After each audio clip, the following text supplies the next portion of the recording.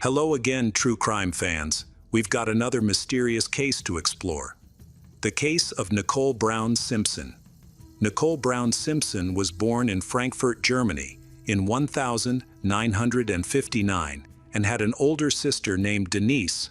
Looking for a fresh start, Nicole's family moved to the United States, settling in Garden Grove, California. She was later joined by two younger sisters, Dominique and Tanya. Nicole quickly adapted to life in America. With her blonde hair and gentle personality, she won the hearts of those around her. In 1977, an important meeting took place at a prestigious club in Beverly Hills, where Nicole worked as a waitress. She met Orenthal James Simpson, a football star at the height of his fame, who was also involved in acting and advertising.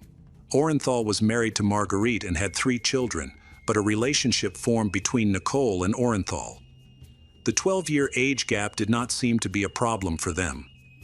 However, tragedy struck when Orenthal's son drowned in a swimming pool accident, which deeply affected the family and strained their relationship. Orenthal and Marguerite then divorced, and he began dating Nicole officially. In 1985, Nicole married Orenthal in a lavish mansion located in the upscale Brentwood neighborhood of Los Angeles. After the marriage, she adopted her husband's last name and became known as Nicole Brown Simpson. However, her life changed dramatically during their marriage.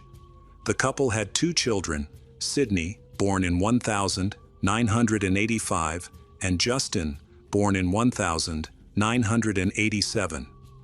Nicole was a devoted mother who chose to care for her children herself, engaging in activities with them and planning family vacations. Besides taking care of her children, she started a small interior decoration business. Although it seemed like they had a perfect family life, this idyllic situation was not meant to last. Orenthal repeatedly cheated on his wife and treated her badly. The first warning sign of his abusive behavior was when he took a children's baseball bat and smashed a Mercedes. Although the incident was recorded, Nicole chose not to press charges. His lack of consequences only made his behavior worse, leading to increased violence. Friends reported bruises on Nicole, and Orenthal threatened to kill her. She called the police several times during his attacks. Orenthal admitted to mistreating Nicole and admitted to hitting her, but he claimed that both parties were at fault. The judge ordered Orenthal to complete 12 hours of community service and pay a $200 fine. The couple continued to argue, and after 7 years of marriage, Nicole filed for divorce in 1990. Nicole occasionally contacted Orenthal and attempted to reconcile with him, partly due to pressure from her parents, whose business relied heavily on Orenthal's support. These efforts were unsuccessful, however. Nicole and her children moved into a rented house in Brentwood. After the divorce, Nicole received a $430,000 settlement and $10,000 in monthly child support. In December 1992, while skiing in Aspen, Colorado, Nicole met Cato Kalin. They became close friends, and Cato moved into a guest house on Nicole's property for a year. He paid rent and helped care for her kids. Despite getting a restraining order against Orenthal for stalking, Nicole felt paranoid, believing she saw him everywhere. In January 1994, for safety reasons, Nicole and her children moved to a different 3-story rental house in the same area. Cato also relocated with them, renting a guest house in her yard. Slowly, life started to get better, and Nicole had big plans for the future. Just before the tragic events, Nicole met and began talking to Ronald Goldman. That day, she attended a dance concert for her daughter. Her ex-husband Orenthal was also present. After the concert, around 6 p.m., Nicole and her children went to their favorite restaurant for dinner, where they met Ronald. They chatted for a while, and then Nicole returned home to her children. Nicole accidentally left her glasses at a restaurant, and Ronald found them. He decided to bring them to her at her home in Los Angeles. However, This meeting led to a tragic situation. At 10:45 p.m., Cato, Nicole's neighbor, heard unusual noises from her house and went outside to investigate. He noticed Nicole's dog acting strangely and upon closer inspection saw blood and bodies, prompting him to call 911. When police arrived, they discovered a horrific scene. Nicole and Ronald's bodies were found dead. Nicole had been stabbed multiple times. An autopsy revealed that she had been stabbed 7 times in the neck and head, along with a deep cut to her throat. Due to Orenthal's history of abusing Nicole during their marriage and his recent stalking, he quickly became the prime suspect in the double murder. Police began investigating the case, and a witness came forward. The limousine driver reported that he had taken the soccer star Orenthal to the Los Angeles airport, where he caught a flight to Chicago, arriving at 5:30 a.m.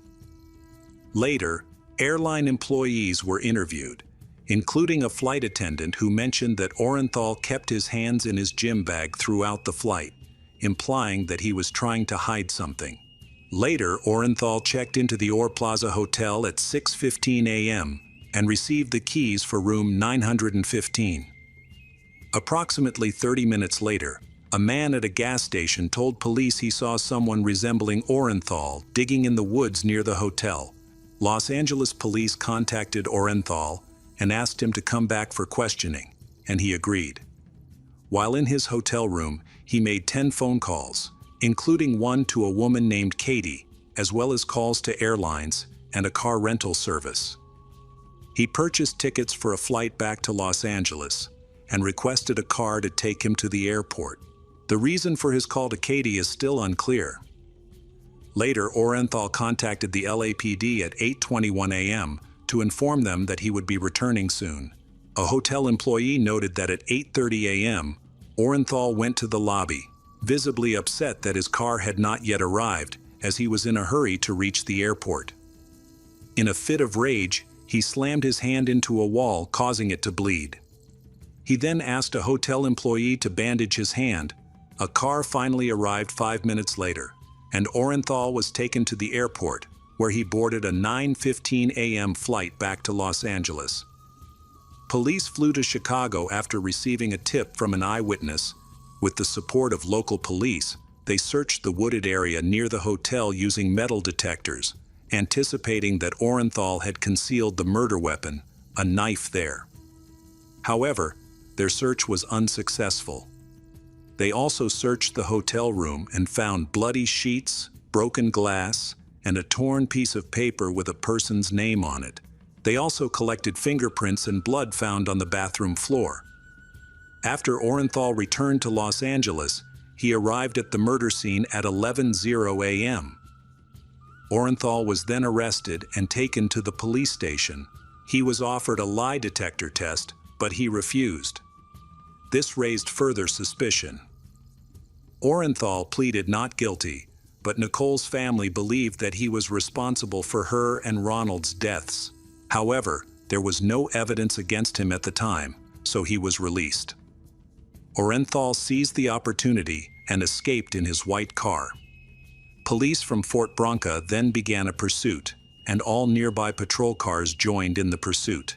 Police chased Orenthal's white Ford along the highway. Several camera-equipped helicopters followed the car, along with patrol cars. After traveling 100 kilometers, police stopped the Ford and arrested Orenthal, who became the prime suspect in a double murder case. During the investigation, a friend of Nicole's reported that Orenthal had said he would kill Nicole if he caught her. At the time of her murder, Nicole was in her yard with Ronald, which may have sparked jealousy and violent behavior from Orenthal, who had a history of violence. Family members have mentioned that Orenthal had mental health issues. He suffered from migraines and sometimes talked to himself when he forgot to take his medication. A lengthy and complicated trial ensued, attracting national attention. The prosecution portrayed Orenthal as a man whose jealousy had spiraled out of control, leading him to commit the murder. The prosecution presented evidence of Orenthal's guilt, including a bloody shoe print of a size 10, matching the size he wore, found at the crime scene. In addition, to the left of these prints, drops of blood were found. A bloody glove and a knitted hat, possibly belonging to the perpetrator, were also discovered. Hours after the murder, police observed multiple cuts on Orenthal's left hand. These injuries were linked to the blood found at the scene. Blood was also found in Orenthal's car, and analysis confirmed that the blood at the crime scene matched his blood type. From the beginning, Orenthal and his legal team worked hard to prove his innocence. The defense pointed to flaws in the police investigation. They argued that the crime scene was handled by inexperienced forensic scientists, and that the crime scene was not properly secured, which could have led to evidence contamination. They argued that the evidence presented was unreliable. By rigorously cross-examining the prosecution's witnesses, the defense sought to undermine their credibility. Although the witnesses gave explanations for each issue, the jury still doubted the reliability of some of the evidence. The prosecution argued that he killed Nicole and Ronald out of jealousy. Reports of domestic violence were revealed. However, the defense claimed that Orenthal was the victim of a racist police frame-up.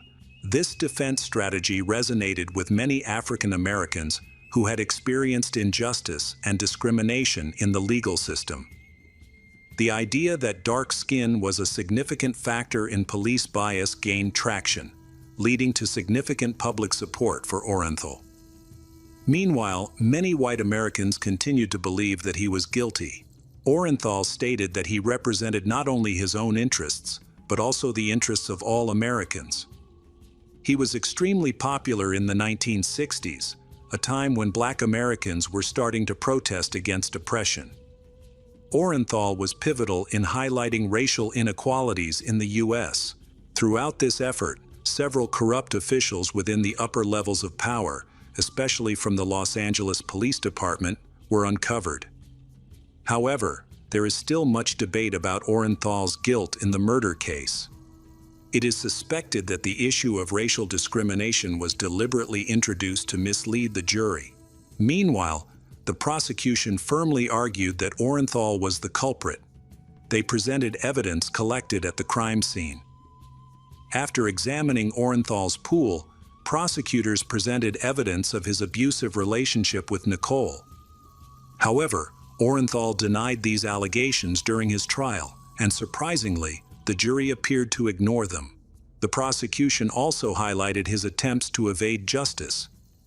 In response, the defense argued that he feared for his life because of the racist attitudes of the Los Angeles police, claiming that he was worried about being shot before he could explain his story. The prosecutor said, "Just before her death, Nicole confided to a friend that she feared for her life and well-being because Orenthal sometimes lost control. He was described as jealous." Nicole's diary contained relevant entries that the prosecutor's office used throughout the trial. One of the main pieces of evidence that pointed to Orenthal's guilt was a bloody glove found at the crime scene. A similar glove was later found by police at Orenthal's home. Additionally, a former police officer has published a book detailing various pieces of evidence that point to Orenthal's guilt. During the trial, the prosecutor presented the glove to the court and asked Orenthal to try it on. And it turned out that the glove did not fit him. The glove was so tight that he would have difficulty holding or using a knife. It seems that the prosecution's decision to have Simpson try on the glove was a mistake. The prosecutor's office attempted to indict Orenthal, although there is no direct evidence that he was involved in this tragedy. The defense argued that the real criminal responsible for the deaths was still at large. To bolster their case, the prosecution organized a tour of Orenthal's home, inviting jurors and defense representatives.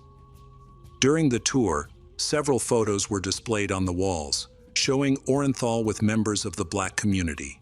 This appeared to be intended to suggest a connection between him and the crime, in an attempt to discredit Orenthal. The visitors included people who knew Orenthal, and they confirmed that they had never seen these photos before. Was the prosecution orchestrating a conspiracy to frame an innocent person? The trial lasted 16 months, during which Orenthal was under house arrest. After both sides presented their closing arguments, the jury began their deliberations. 4 hours later, they returned with a verdict of not guilty for Orenthal James Simpson on charges of double murder. He was acquitted. Orenthal smiled and thanked the jury, and 2 jurors smiled back. However, when the jury left the courtroom, the families of the victims were disappointed with the verdict. The verdict brought a range of emotions. Orenthal's fans celebrated, believing it was a victory for their idol, while the African American community saw it as a significant achievement for their race. Nicole and Ronald's families, on the other hand, were outraged. The trial attracted widespread attention. 9 months after the verdict, Orenthal met with a news reporter to discuss the difficulties he faced after the trial. He mentioned that he had built a career in sports and film, but a long break and reputation issues caused that career to collapse. During this time, he focused on his children and friends. When his ex-wife was alive, their children lived with her. After she passed away, her relatives took the children away during the proceedings. Now, he is fighting for custody of his daughter and son. In 1996, after the criminal trial concluded, the judge granted Orenthal's request for full custody of him and Nicole. Nicole's parents were furious about the ruling and continued to seek custody, but were unsuccessful. They finally dropped their bid in 2006. In December, a civil lawsuit was filed against Orenthal by the families of Nicole and Ronald. This time, the proceedings moved quickly, with the prosecutor's office presenting strong arguments and compelling evidence against Orenthal. This included incontrovertible evidence such as photographs from the time of his arrest, showing him wearing the same shoes that had left prints at the crime scene. This time, Orenthal was confident and decided not to hire an experienced legal team. However, the situation was more complicated than he expected. The case progressed, resulting in a $3.5 million settlement awarded to the victims' families. However, Orenthal never paid most of that money. After these events, he tried to revive his career and later wrote a book. In this book, he recounts how he would commit the murder if he were guilty. The controversial work has outraged the victims' families, who still believe Orenthal was responsible for the murders of Nicole and Ronald. The proceeds from the book's sale were given to the family of Ronald, who was murdered. After the hearings, the case of the double murder faded from public attention and remained inactive for many years. The murder weapon, a knife, was never located. In 2016, the Los Angeles police reported that a retired police had submitted a knife, which was supposedly found years earlier by a construction worker during the demolition of Orenthal's house. However, testing revealed that this knife was not the murder weapon. In 2007, when he and a group of armed men broke into the home of a local sports memorabilia seller, Orenthal later claimed that they were only trying to retrieve valuable items that he considered family heirlooms, for which the two parties had previously been unable to agree on a price. Orenthal maintained that the sole purpose of the break-in was to reclaim his property. Orenthal tried to steal a sports trophy, so he hired the best legal team to defend him in court. It seemed like his situation was dire, especially after police discovered that he and 4 others had used weapons to trespass on someone else's property. Orenthal was charged with 2 counts of robbery and assault with a weapon. Orenthal James Simpson was sentenced to 33 years in prison. The lawyers argued that a 33-year sentence for a failed robbery, with no injuries involved, is excessive. Despite their arguments, the court maintained that its decision was in line with state law, and the appeals were denied. Orenthal was in prison. Some saw him as a champion of justice, while others saw him as a ruthless killer who deserved to be locked up. During his time in prison, tensions between the black community and the police escalated, leading to a number of disturbing incidents. Orenthal was incarcerated for nearly 9 years. At the age of 70, he was unexpectedly paroled under a new amendment aimed at rehabilitating prisoners. After a vote by the board, he was released in October 2017. After these events, Orenthal spent the rest of his life in a peaceful environment surrounded by his loved ones. His children, a son and a daughter from Nicole, believe that their father was wrongly convicted and a victim of discrimination. There is currently no update on the resolution of the murder case of Nicole Brown Simpson and Ronald Goldman. The true nature of Orenthal remains controversial. Was he a fighter for justice? Or was he a ruthless killer who used his wealth and influence to escape the consequences of his actions?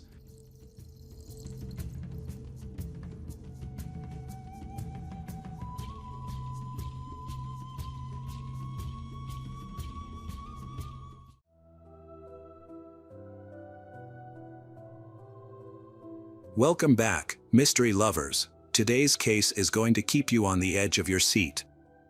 The case of Katie Sepich. Katie, a 22-year-old woman, was known for her outgoing personality, intelligence, and vibrancy. Born and raised in Carlsbad, New Mexico, she was the eldest of 3 siblings. Katie is Jean's special daughter, admired for her intelligence and charming personality that attracts everyone. Katie graduated from New Mexico State University with a business degree and had plans to start her MBA program in the fall. To support herself, she worked as a waitress at a local Mexican restaurant. During her time at the university, Katie met Joe Bischoff and they quickly formed a close bond. Over time, their friendship blossomed into romance. Katie shared her happiness with her mother, Jean, expressing her hopes of building a life with Joe. Months later, Katie's dream became a possibility when Joe proposed to her with a diamond ring. However, after Katie and Joe graduated in the summer of 2003, they faced challenges in their relationship. Katie decided to stay at the university to continue her studies, while Joe returned to his parents' home in Gallup, New Mexico, a small city about 350 miles away from Las Cruces. This distance put it difficult on their relationship. Despite this, Katie and Joe made an effort to stay in touch and meet whenever possible. On Labor Day weekend in 2003, Joe visited Las Cruces and spent time with Katie. However, their weekend together turned into a tragedy. On Saturday, August 30th, 2003, Katie had fun with Joe and their friends, going from bar to bar and eventually ending up at a local house party. After the party, Katie vanished. The following day, August 31st, 2003, Katie's mother, Jean, received a phone call. This changed her life forever. Recounting that day, Jean described it as follows: she had been preparing for a Labor Day weekend cookout with her family and friends when the phone rang at 2:15 afternoon, bringing news that would shatter her world. The caller asked, "Have you talked to Katie today?" The phone call was from Katie's roommate, Veronica, who had been searching for her and had already contacted Katie's friends and local hospitals without finding any sign of her. Jean was informed by Veronica that Katie had left the party by herself the night before. Veronica and Joe had fallen asleep at the party location, assuming Katie had returned home. However, when they woke up in the morning, Katie was nowhere to be found. Her family immediately contacted the police to report her disappearance. Around the same time, a passerby discovered a half-naked woman's body near a desert landfill. Although there was no identification nearby, police officers arriving at the scene concluded that the body had likely been there for less than 24 hours. It was clear to them that the victim's death was no accident. The victim, estimated to be between 20 and 25 years old, had been stripped of clothing from the waist down. Examination of the body revealed self-defense wounds on her arms, indicating she had put up a fight and scratched her attacker.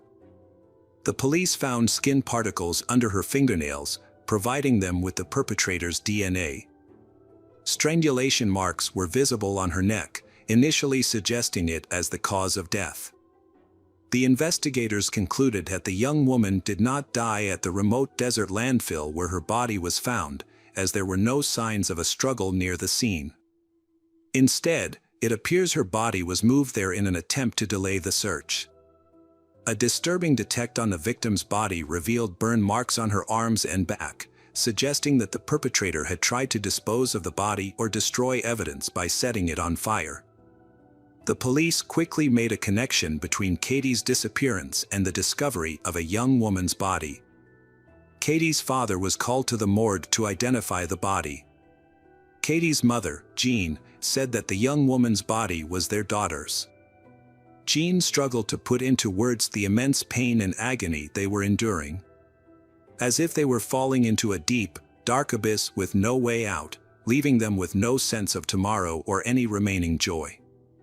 Katie's father shared that when they lifted the sheet, revealing his daughter's bruised and disfigured face, he was deeply saddened. The residents of once peaceful Los Cruces were shaken by the horrific incident. The police were determined to find the perpetrator as soon as possible, aware that there was no guarantee the person wouldn't commit another crime. The investigation into Katie's case began with a thorough examination of her final hours. The police aimed to piece together her last moments, where she was, who she was with, what she was doing, and if she had any conflicts or enemies. Since the party was about a mile from Katie's home, investigating whether she made it back safely was a priority. To start, the investigators spoke with Veronica, Katie's roommate, and Joe. The detectives found it suspicious that these two stayed at the party while Katie left alone in the middle of the night. However, Joe was uncooperative, stating that Katie had departed, leaving her purse, phone, and keys behind. The investigation team then focused on retracing Katie's route home, going door to door to interview residents, hoping for any leads. Unfortunately, no one saw or heard anything that could help the investigation. Investigations revealed a crucial detect: Katie likely returned to her house but failed to enter it. Notably, she had left her keys behind. Upon searching the house, the investigator found Katie's shoes beside her bedroom window. It appears she attempted to enter through the window but was ambushed. Footprints in the gravel nearby supported this theory. A violent struggle ensued, but sadly, Katie's attacker overpowered her.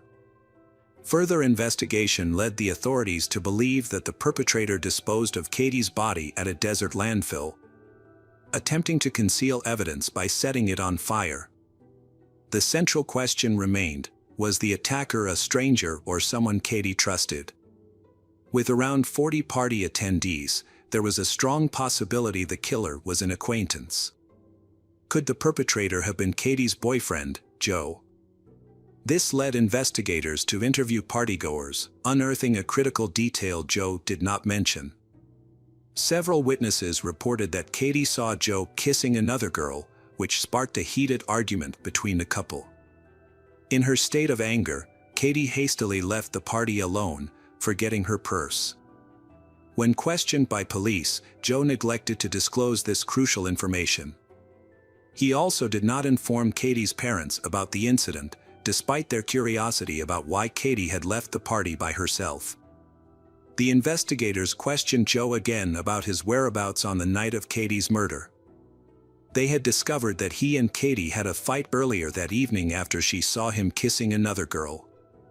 Joe acknowledged the argument and explained that he followed Katie home but did not enter her house. He claimed he saw her bedroom light was off and assumed she was asleep, so he returned to the party. However, the new information sparked suspicion because it indicated Joe was not at the party when the attack occurred, and none of the partygoers could confirm when he returned. During further interviews with party attendees, investigators found another peculiar detail. When he returned to the party, Joe called Katie. Then Joe heard the phone ring, and he realized that she had left her phone at the party. Despite this, Joe continued to phone her until morning. Was he trying to create an alibi or pretend to be concerned about Katie's well-being? Investigators asked Joe to clarify his actions, but he refused to cooperate with them any. Katie loved Joe very much, but he didn't even come to her funeral, which aroused even greater suspicion. Investigators decided to test his DNA. They had collected DNA evidence from Katie's body, mostly under her fingernails, where they found human skin cells. The sample's DNA all belonged to one person. The police needed to compare his DNA to the DNA found on Katie's body. But there were problems with that. Joe was out of town, and his lawyer informed the investigators that Joe refused to provide a DNA sample. The police suspected that Joe was involved in Katie's death, given his suspicious behavior. To confirm that, they needed to find a legitimate way to obtain Joe DNA. However, this took time, and in the meantime, they searched other possible explanations. They investigated similar cases to determine if Katie was the victim of a serial offender. The DNA found on her body was matched against a national database, but no matches were found. The investigators decided to revisit the party where Katie was last seen. They identified the male attendees and asked for their DNA samples, which they all willingly provided. However, none of their DNA matched the samples found on Katie's body, leading the investigators to focus on Joe again. Notably, Joe was the only person who had refused to provide a DNA sample, but the investigators found an alternative method to obtain Joe's DNA sample. Katie and Joe spent time in her bedroom before attending the party, engaging in intimate contact. The police visited Katie's house and collected the bed sheet, hoping to find Joe's DNA. Their efforts were successful, and the lab discovered a sample of male DNA on the sheet. However, the DNA did not match the sample found on Katie's body, indicating that Joe was not the suspect. This discovery raised further questions about Joe's behavior, as he had refused to cooperate with the police despite not being involved in the attack on his girlfriend. The police sent the test results to Joe's lawyer, informing them that he had been cleared as a suspect. Joe agreed to talk to the police again and provided a DNA sample. The results supported the initial findings. Joe was not involved in Katie's crime. When questioned about his initial reluctance to cooperate, Joe explained that he and Katie had been intimate before the party, and he was worried that his DNA would be found on her body. The mystery surrounding Joe's behavior on the night of Katie's death remained unsolved for the police and Katie's family. After Joe was cleared as a suspect, the police explored alternative theories. Party attendees informed investigators that Katie was wearing rings, including the one given by Joe, but none were found on her body when it was discovered. The police believed that the killer removed the rings from Katie's fingers.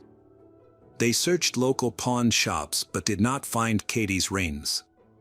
The discovery of specific tire tracks near where Katie's body was found provided another new lead. Experts identified the tire brand and model, and the manufacturer informed the police that these tires were most commonly used on pickup trucks. Unfortunately, this information did not help identify the culprit, and the case hit a dead end. A year after Katie's attack, a similar crime occurred in Wisconsin. A girl in Green Bay was assaulted, set on fire, and left for dead. However, the victim somehow managed to survive by pretending to be dead. Once her attackers left, she put out the flames and sought help at a nearby residence.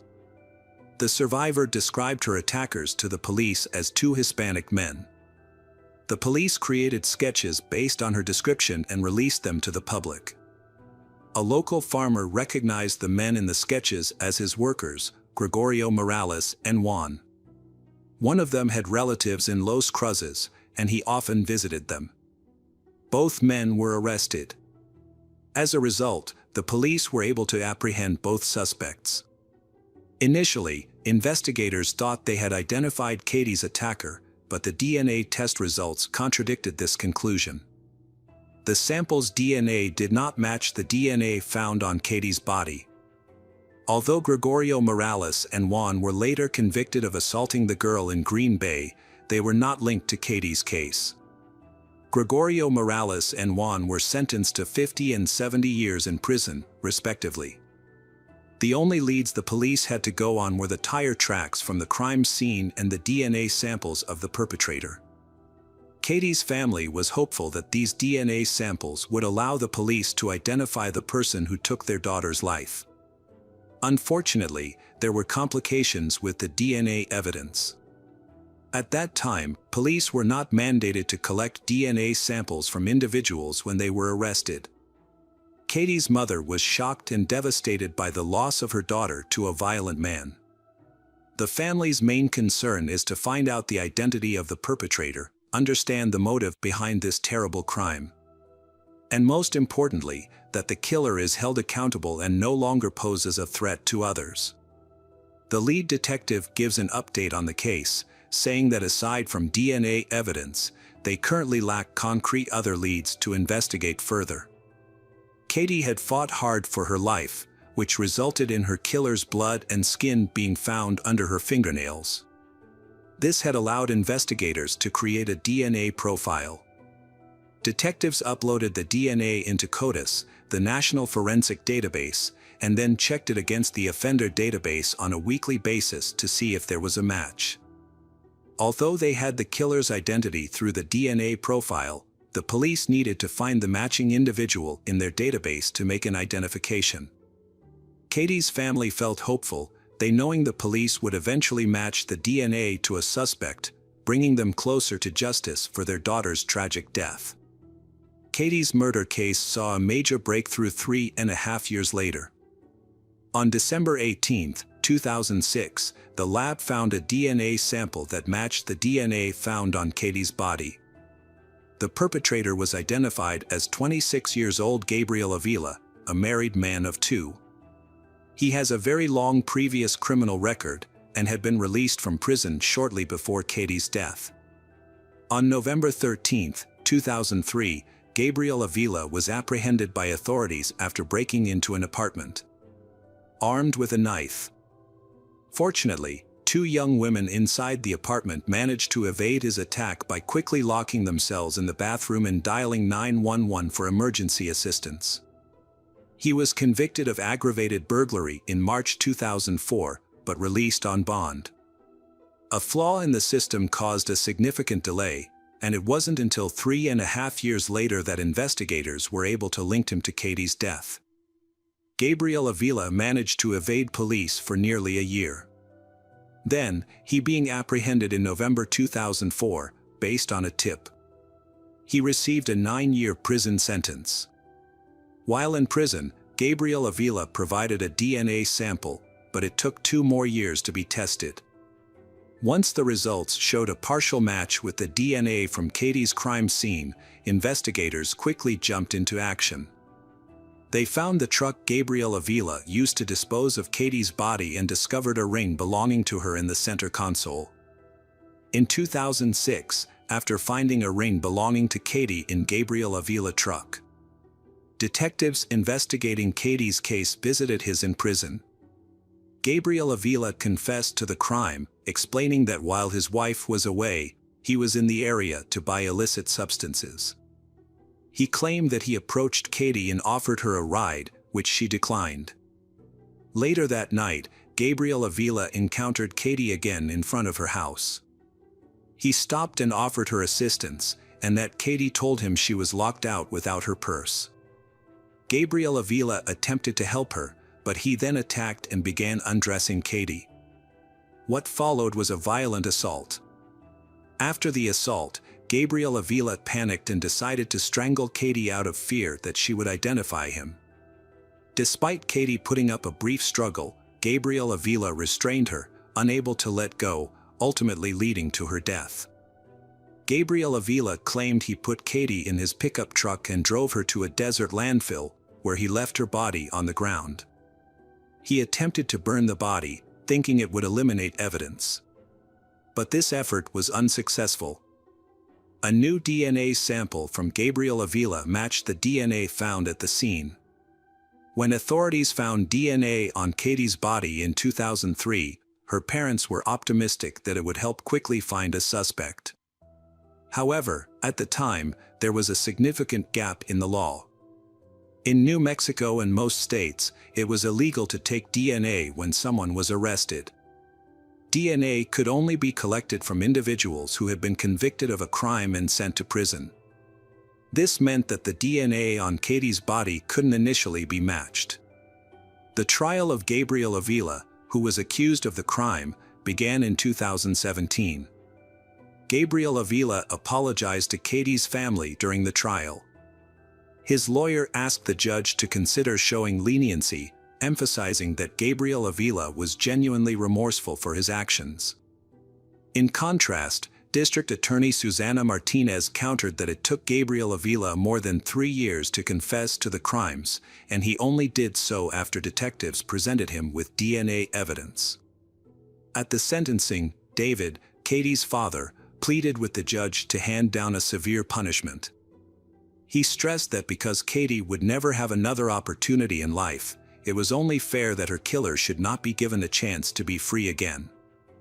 In May 2007, Gabriel Avila was found guilty and sentenced to 69 years in prison. After serving 30 years, he will be eligible for parole around 2043.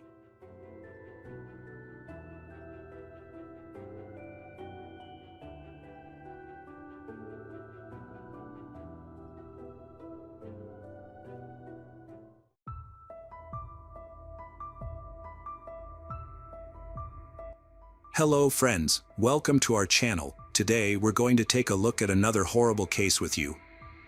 The case of Michaela Garrecht. Sharon Murch and her husband, Rod Garrecht, had been trying to have a child for 5 years. After numerous visits to doctors and fertility treatments, they were overjoyed when their daughter Michaela Garrecht was born on January 24, 1979, in Oakland, California. Her parents affectionately referred to her as their miracle child due to the difficulties they faced in conceiving her. After that, their family soon welcomed 2 new members, a daughter named Libby and a son named Alex. In 1986, the family relocated to Hayward, where they settled down, established their home, and raised their children.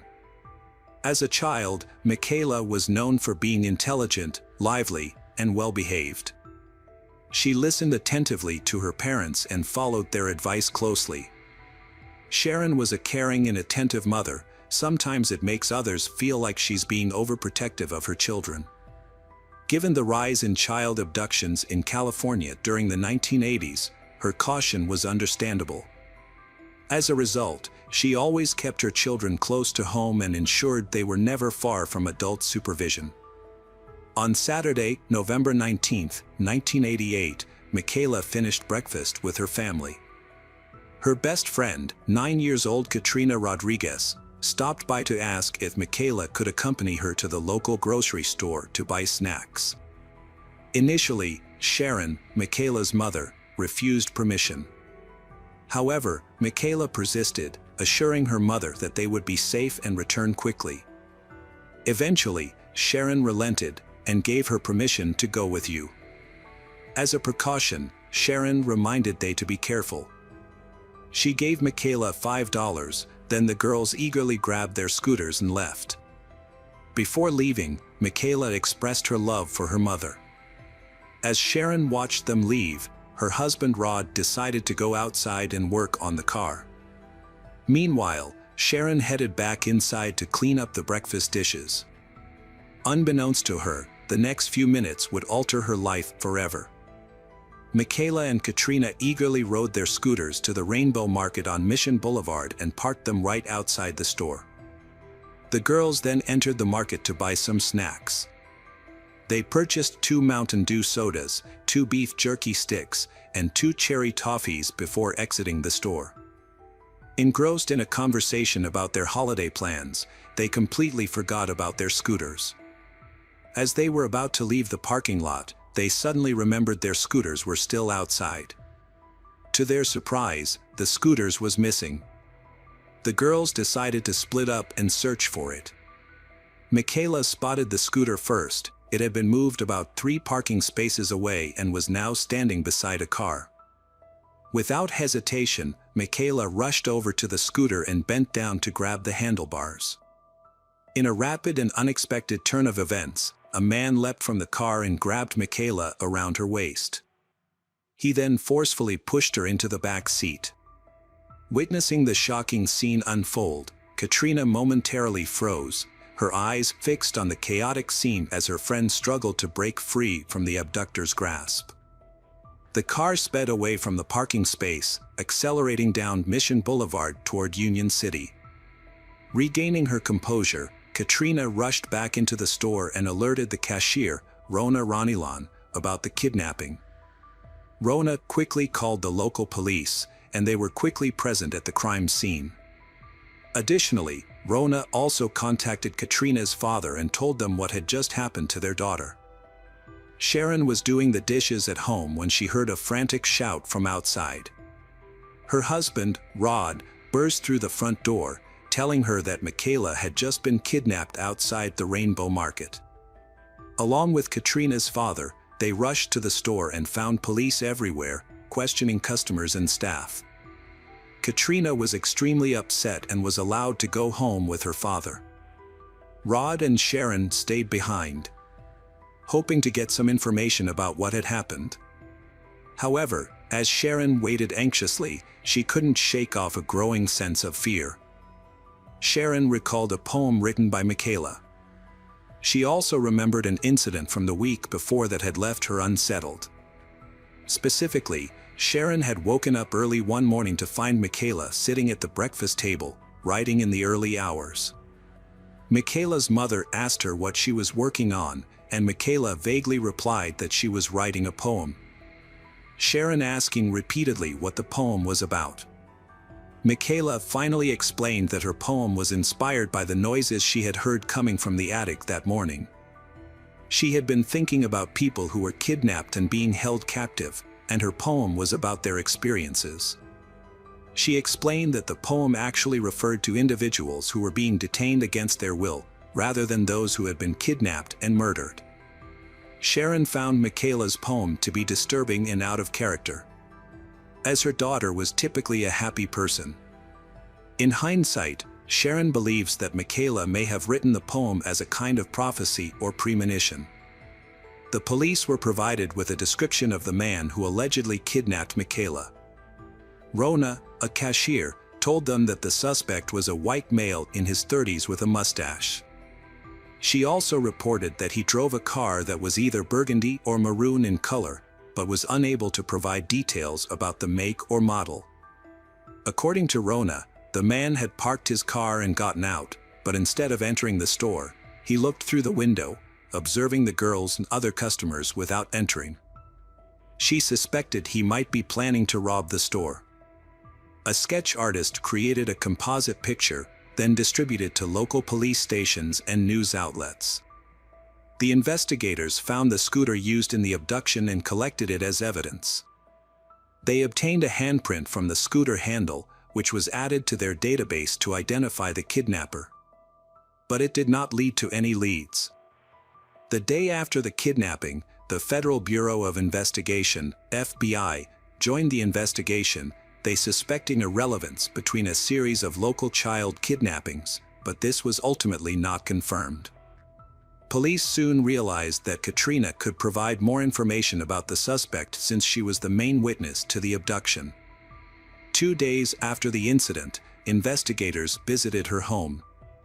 They spoke with her and her parents, and the information she provided shocked them. Her description of the kidnapper greatly differed from the one provided by the store cashier. Katrina described him as a young white male in his early 20s with dirty blonde hair, severe acne scarring, and blue eyes. Katrina vividly recalled the suspect's eyes, describing them to investigators as fox eyes. She explained that despite his look straight at her, but he didn't seem to recognize her. Additionally, she told investigators that the suspect's car was beige or tan in color, box-shaped, and had noticeable body damage. The new description raises concerns as it means the crucial 48 hours to find a suspect has been wasted on finding the wrong person. Investigators reprinted posters with the new suspect's description and redistributed them throughout the area. Armed with this fresh information, they began visiting local sex offenders, inquiring about potential leads. A large number of volunteers joined, going door to door and distributing posters that detailed Michaela's clothing: a white Metro t-shirt, rolled-up blue denim jeans, black Mary Jane shoes, and pearl-colored feather-shaped earrings. After searching the nearby suburbs but finding no sign of Michaela, police expanded their search, include the Garin National Park and Niles Canyon, which are just a short distance from the She home. This decision was prompted by a tip from 3 hikers, who claimed to have found footprints in the forest area, belonging to 1 adult and 1 child. Upon following the tracks, the hikers discovered a blanket and empty fast food containers. A psychological analysis of the kidnapper suggested they would likely take Michaela to a secluded location. To aid in the search, helicopters were equipped with infrared thermal cameras to detect heat signatures in the dense wooded areas. Police officers also combed the area on horseback and on foot, but these efforts did not produce any results. Unfortunately, Michaela and her kidnapper seemed to have vanished without a trace. The search for Michaela made national headlines, and her case was featured on prominent television programs such as Unsolved Mysteries and America's Most Wanted. Her photo was also distributed on milk cartons, and the Missing Children's program sent over 50 million mailing cards to homes across the country. These cards included a picture of Michaela, a description of her clothing, and a composite sketch of the kidnapper. San Francisco 49ers quarterback Joe Montana publicly showed his support for the Michaela family and urged the public to come forward with any information. A $70,000 reward was offered for any information related to Michaela's disappearance. Within the first year, the police received over 5,000 tips, the majority of which were unfounded rumors. Despite this, the community remained dedicated to finding Michaela. Sharon conducted her own investigation and found some clues, some taking her as far as Russia, but none produced any results. A significant break in the case occurred between 1991 and 1992, when an inmate in Indiana provided authorities with crucial information regarding Michaela's disappearance. Roger Haggard, who was serving an 11-year sentence for burglary, claimed to have helped a friend bury Michaela's body in a gladiolus field in Union City. At first, the investigators were skeptical and did not think his claims were credible enough to be investigated further. Undeterred, Roger decided to reach out to the media for help. In 1992, he wrote a letter to the San Francisco Chronicle, stating that he knew who had kidnapped Michaela and where her body was buried. He offered to lead investigators to the location. Hen investigators brought Roger to California to testify before a grand jury. Roger repeated his earlier claims under oath, promised to lead investigators to Michaela's burial site and the home of her killer. The next day, a team of investigators accompanied Roger to the field where he claimed Michaela's body was buried. After 8 hours of searching, Roger confessed that his claim was false. He explained that his intention was to provide the Michaela family a sense of peace after all these years. This confession had even more serious consequences for Roger. He was charged with perjury and received an additional 6 years prison sentence, along with an order to pay $6,000 in damages to Michaela's family for giving them false hope. This development would not be the only one to shake the investigation. Authorities also kept an eye on another individual, Lawrence Binder, 43, a wastewater treatment plant worker. He appeared to be a normal man, married with a family. However, suspicions were raised when investigators received a tip from East Bay Area parents about his disturbing behavior. These parents claimed that he had been sending gifts and money to young girls in an attempt to befriend them. What's more, some of the letters he wrote were written in reverse, requiring the recipient to use a mirror to decipher their meaning. As investigators dug deeper into Lawrence's past, they found that he drove a distinctive light blue van with the license plate, "Love You." The interior of the van was peculiarly decorated with photos of small children, children's drawings, and biblical verses. Furthermore, Lawrence had a previous arrest record for attempting to lure two young girls into his van, although the charges were eventually dropped. Lawrence often inserted himself into investigations of missing children. For instance, following the 1988 disappearance of Michaela, he reached out to her mother, Sharon. He also contacted Kim Schwartz, the mother of 7-year-old Amber Schwartz, who went missing in June 1988. In both cases, the mothers eventually told the police that they felt uneasy about Lawrence's persistence in contacting them and trying to stay updated on the developments in their daughters' cases. After uncovering a series of unusual circumstances, the investigation led authorities to suspect Lawrence of being involved in a series of child abductions. When Amber went missing, Lawrence wrote to the police predicting the next victim would be a 9-year-old girl. This proved true when Michaela missing. Lawrence further raised suspicions when he's sending a Christmas card with a picture of a girl holding up 4 fingers to an FBI profiler. This incident took on a more ominous tone when 4-year-old Amanda Campbell went missing on December 27, 1991. Lawrence was also linked to the disappearance of Eileen Mischelhoff, a 13-year-old girl from Dublin, California. As Lawrence's name became associated with the string of child abductions, he found himself under intense media scrutiny. His unusual behavior and fascination with the cases sparked widespread public interest, leading many people to suspect he was involved. As a result, Lawrence and his family faced harassment and public backlash. However, after Lawrence sued the city of Fairfield for defamation and won, investigators began to reassess his role in the case. It became clear that he was not as involved as initially thought, and many believed he was simply trying to insert himself into the investigation. Despite the mystery surrounding Lawrence, the case remained a complex challenge for investigators. In addition, there is a new suspect, Curtis Dean Anderson. He was arrested in August 2000 and subsequently linked to a series of heinous crimes. After his arrest, Anderson confessed to the 1999 abduction and murder of 7-year-old Ziana Fairchild from Vallejo, California. During a 2007 FBI interview, Anderson made a shocking claim: he had murdered 13 additional women and girls. He also admitted to abducting and killing 7-year-old Amber Schwartz, whom he had seen standing on a street corner. However, Curtis's life ended abruptly on December 9, 2007, when he died due to kidney and liver failure.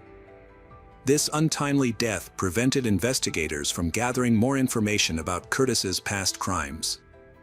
Following his confession, investigators looked into Curtis's background and found a coincidence. In 1989, he was pulled over in a brown 1977 Chevy sedan, matched the vehicle description given by a witness named Katrina. Despite Curtis's death, his confession reignited interest in a more notorious case, the kidnapping of Michaela. The renewed investigation brought new attention and generated fresh leads. However, a new development in August 2012 shed more light on the case. Wesley Sherman-Teen, one half of the notorious Speed Freaks duo, reached out to the Stockton Record after his accomplice, Loren Herzog, took his own life in January that year.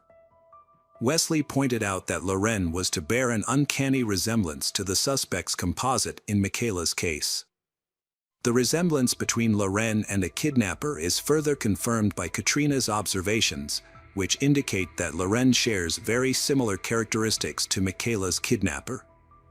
Following a lead from Wesley, investigators began excavating a well in Linden, California, where him and Loren was believed to have disposed of Michaela's remains.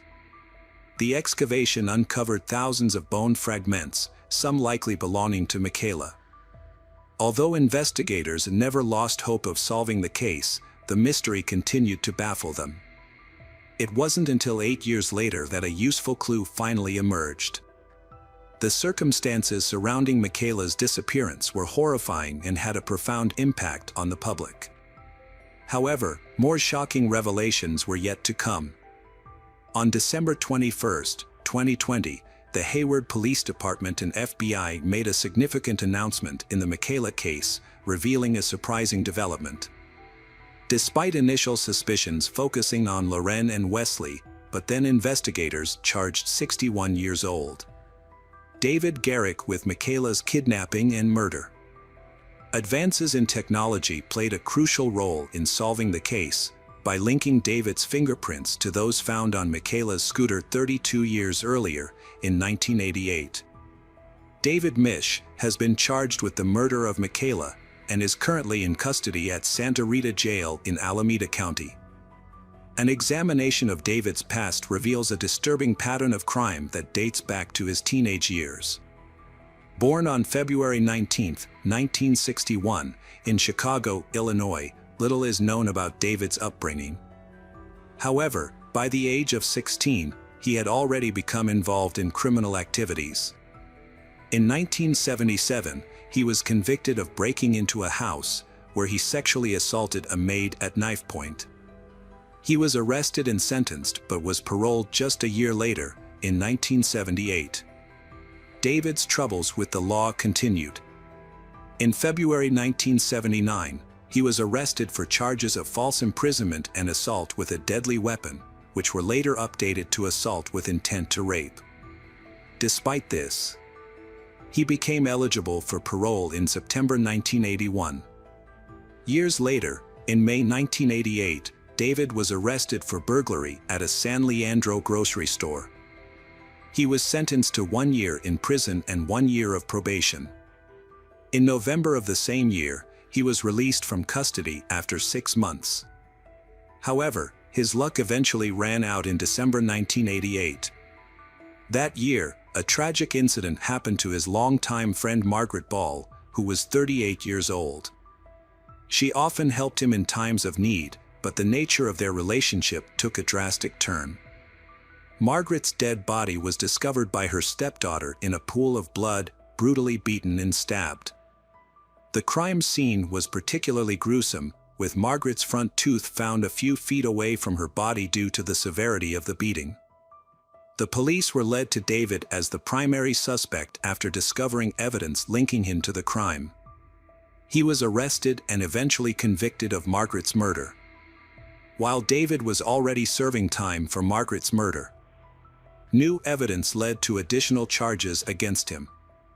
In 2018, he was sentenced to 18 years to life for Margaret's murder. A DNA analysis later implicated David in 2 murders that occurred in Fremont, California, in 1986. 2 young women, Michelle Xavier, 18, and her best friend, Jennifer Dewey, 20, had gone out to celebrate a family member's birthday dinner on February 2, 1986. After leaving the restaurant, they stopped at a convenience store. However, shortly after midnight, their bodies were found on the side of the road by a motorcyclist. The scene revealed a disturbing and violent crime. The women were stripped naked, they had been stabbed and shot. An autopsy later revealed that they had also been sexually assaulted. The car Michelle was driving was discovered 6 miles away from the crime scene in a grocery store parking lot. Michaela's case was forgotten for many years due to lack of clues and information. However, 32 years later, advances in DNA technology led detectives to a suspect, David Garrick. He is currently serving time, faces additional charges, including 3 counts of murder and 1 count of abduction, which could result in the death penalty. Chief Hayward vowed to continue the search for Michaela's body and remains hopeful that she will be found. Michaela's father, Rod Garrick, traveled over 100 miles to attend a recent press conference. He expressed a sense of relief knowing that the police have caught suspect. The authorities have a suspect to question, and hopefully, this person will provide information about Michaela's whereabouts. Sharon, Michaela's mother, was unable to attend a press conference due to her ongoing battle with metastatic cancer. Police Chief Hayward read a statement on her behalf, which revealed her struggle to accept the reality of her daughter's fate. In the past year, she had to accept the likelihood that Michaela was no longer alive. However, she found comfort in imagining her in a peaceful afterlife, sitting on clouds, walking on golden streets, dancing on hills, and so a ring among the stars. Bernie Castillo, the attorney for David, has been vocal about the case and strongly criticizes the investigation methods used to charge his client. He dismisses the evidence as junk science and finds it implausible that a handprint match was suddenly found after 32 years. Bernie believes the police are trying to pin the blame solely on David as a convenient way to close the case. Meanwhile, Katrina, Michaela's close friend and witness to the case, has been carrying guilt over, still remembers the tragic incident that occurred that Saturday morning. She feels that it should have been her, as the scooter that was moved belonged to her. This burden of guilt has caused Katrina to suppress memories of her childhood. In contrast, Sharon, Michaela's mother, dedicated her life to finding her daughter. Initially, she waited anxiously for news at the telephone and later turned to the internet for answers. However, after David was charged with Michaela's murder, Sharon's fight for justice began to fade due to her cancer diagnosis. She eventually passed away in May 2022, finding solace in the fact that she would soon be reunited with her daughter. A new twist has arisen in the complicated case of David, who is currently awaiting trial for his alleged involvement in the kidnapping and murder of Michaela, as well as the murders of Michelle and Jennifer. The search for justice for Michaela has been going on for decades, but may now face a significant obstacle. It seems David, the suspect, might not face the full severity of the punishment for the allegations against him. In contrast, David's defense attorney, Ernie, viewed the news as validation, stating that each case against David relies on questionable forensic tactics. Bernie was not surprised by the decision, as it confirms his long-held belief that the prosecution's case has significant weaknesses. Others, however, disagree with the decision. Chuck Euler, a retired lieutenant who worked on another case involving David, believed he should receive the maximum sentence for his crimes. David is currently awaiting trial for 3 counts of murder and 1 count of kidnapping. His case is closely tied to the mysterious disappearance of Michaela, a story filled with unexpected twists and turns. However, the investigation was marred by an initial case of mistaken identity, leading police to waste valuable time in the first 2 days. As a result, Michaela's family was left searching for answers for decades.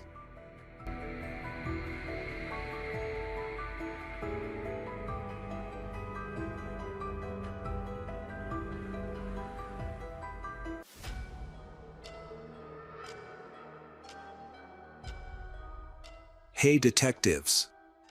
Welcome back. We've got another mysterious case to explore. The case of Alison Bonilla. Alison Pamela Bonilla Vasquez was born on November 7, 2001, in Cartago, Costa Rica. She is an only child, living with her mother Yendrai Vasquez. In addition to her mother, her grandparents Ramon and Marjorie, and her aunt Samara also helped raise Alison. Alison's father left the family shortly after her birth. He chose to be with another woman who was pregnant. He did not want to play a role in Alison's life. Only once, when he was diagnosed with lung cancer, did he ask to see his daughter, and Yendrai allowed him to. It is worth noting that his second family did not know about Alison's existence. Alison and her mother, Yendrai, had a particularly close relationship. For Alison, Yendrai was not only a mother but also a father.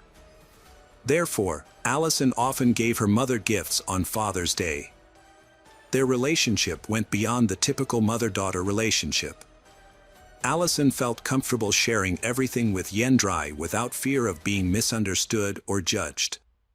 Despite not having a father, Alison did not feel lonely or abandoned. She had a large family and enjoyed spending time with them. She also attended church regularly every Sunday. Relatives described Allison as a kind, outgoing, and friendly girl. In photos, she always looked happy, and there was no sign of sadness or longing in her eyes. Allison had always dreamed of becoming a model. She decided to drop out of 8th grade to focus on makeup classes, thinking that combining the two was too difficult. She did not want to waste time on something that would not help her achieve her goals. After that, Allison started looking for a job to help her mother pay the bills but did not receive any responses from the places she applied. This made her very sad. Her mother, Yendrai, realized that her daughter would have difficulty finding a job due to her limited education, so she encouraged Allison to take evening classes. At age 18, Allison enrolled in Liceo Enrique Geyer, a few miles from home. During this time, she completed a pastry course and began practicing. Allison made delicious cakes and desserts that were loved by everyone in the neighborhood.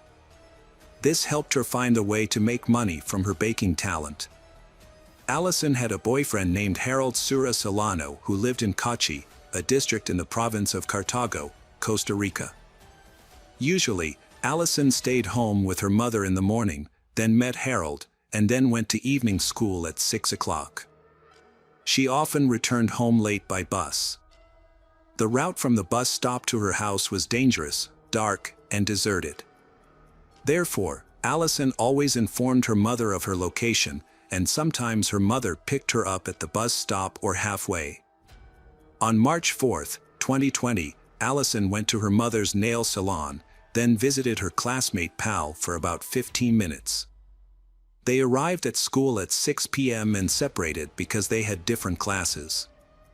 Allison arrived at school and waited in an empty classroom for about 15 minutes before realizing that her classes had been canceled for the day. Instead of going home right away, she decided to visit her aunt who lived near the school. However, her aunt was not home. Allison then decided to go to her boyfriend Harold's house. When she arrived, she learned that Harold was at work but would be back soon.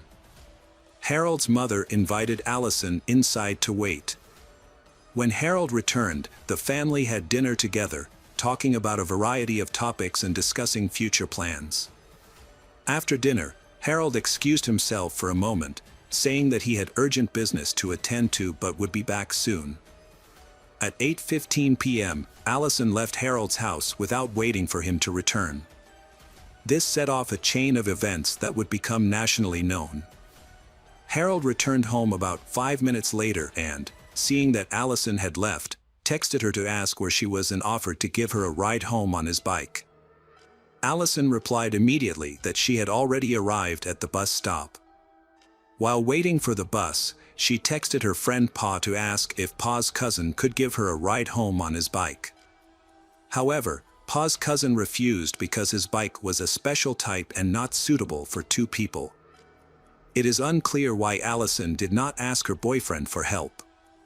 She may have been angry with him or did not want to bother him. Allison got off the bus at 8:43 p.m. Her house was about a mile away. Feeling anxious and scared, she texted her mother to pick her up. At 8:45 p.m., Allison texted her boyfriend and mother that two suspicious men had gotten out of a car and were following her. She decided to run home to avoid them. The road Allison was on was dangerous, poorly lit, and had few people. There was only one security camera there, which captured a blurry image that could have been Allison. Allison's mother, Yendrai, went to the bridge half a mile from their home to pick up her daughter but did not see her. She tried to stay calm, thinking that Allison might have gone back to the bus stop for safety. However, she did not find her there either. She finally thought that Allison had not seen her and had gone home on her own. When Yendrai returned home, she found that Allison was not there. She immediately called relatives and friends to ask for help in the search. About 30 minutes later, Harold woke up and received a call from his Aunt Samara saying Allison was missing. He tried to contact Yendrai but was unsuccessful. 3 hours later, Yendrai reported Allison missing to the police, and the search began. Luckily, Yendrai had the last photo of Allison in the clothes she was wearing. Police checked several locations, from the bus stop to Allison's house, Catchi Lake, and the nearby hydroelectric dam. On March 5, 2020, police found their first clue, Allison's glasses in the grass about a mile from her house. However, Allison seemed to have disappeared without a trace. 8 days later, they discovered Allison's identification on a coffee plantation. This was surprising because they had checked the area several times before. What was even more suspicious was that her ID was placed in such a conspicuous and clean location. As if someone had intentionally placed it there to mislead the investigation or hide something. 15 days after Allison went missing, Yendrai received a call from Allison's father. Instead of showing concern or offering help, he said that Allison was missing because she was too beautiful. Shocked by these insensitive words, Yendrai immediately hung up the phone, unable to believe what she had just heard. For a long time, the family, police, and volunteers continued to search for Allison. Every Sunday, they hung up posters with her picture. One day, they decided to paint messages on the streets, recreating Allison's journey from the intersection to the bridge, where she was believed to have disappeared. They also put up posters on roadside poles to attract the attention of passers-by. At the same time, the police received an important clue. A man came to the police station and said that he knew Allison and had seen her on the night she disappeared. According to the man, at around 8:30 p.m. On March 4th, he left his home on his motorbike to pick someone up. On the way, he saw Allison and a burgundy two-door BMW parked next to her. He turned around to check on the situation and realized it was his cousin's BMW. He was 100% sure of this because the car had distinctive bright yellow headlights. Another witness also confirmed to the police that he had seen the same BMW near where Allison went missing that evening. The car belonged to Nelson Sanchez Urania, 28, nicknamed Sukia. Locals called him that because they believed he was a member of a gang in the area. In fact, Nelson and Allison knew each other. Their families had been acquainted for a long time and had lived in the same neighborhood for a while. However, according to Allison's mother, they had only interacted with Nelson a few times. It was just a normal neighborly relationship, not a close friendship. One day, Nelson offered to give Allison and her cousins a ride home. She agreed because it was morning, she was not alone. And she thought Nelson was a good person. On March 2, 2020, 2 days before Allison went missing, Nelson contacted her via Facebook. He sent a message asking Allison to answer some questions.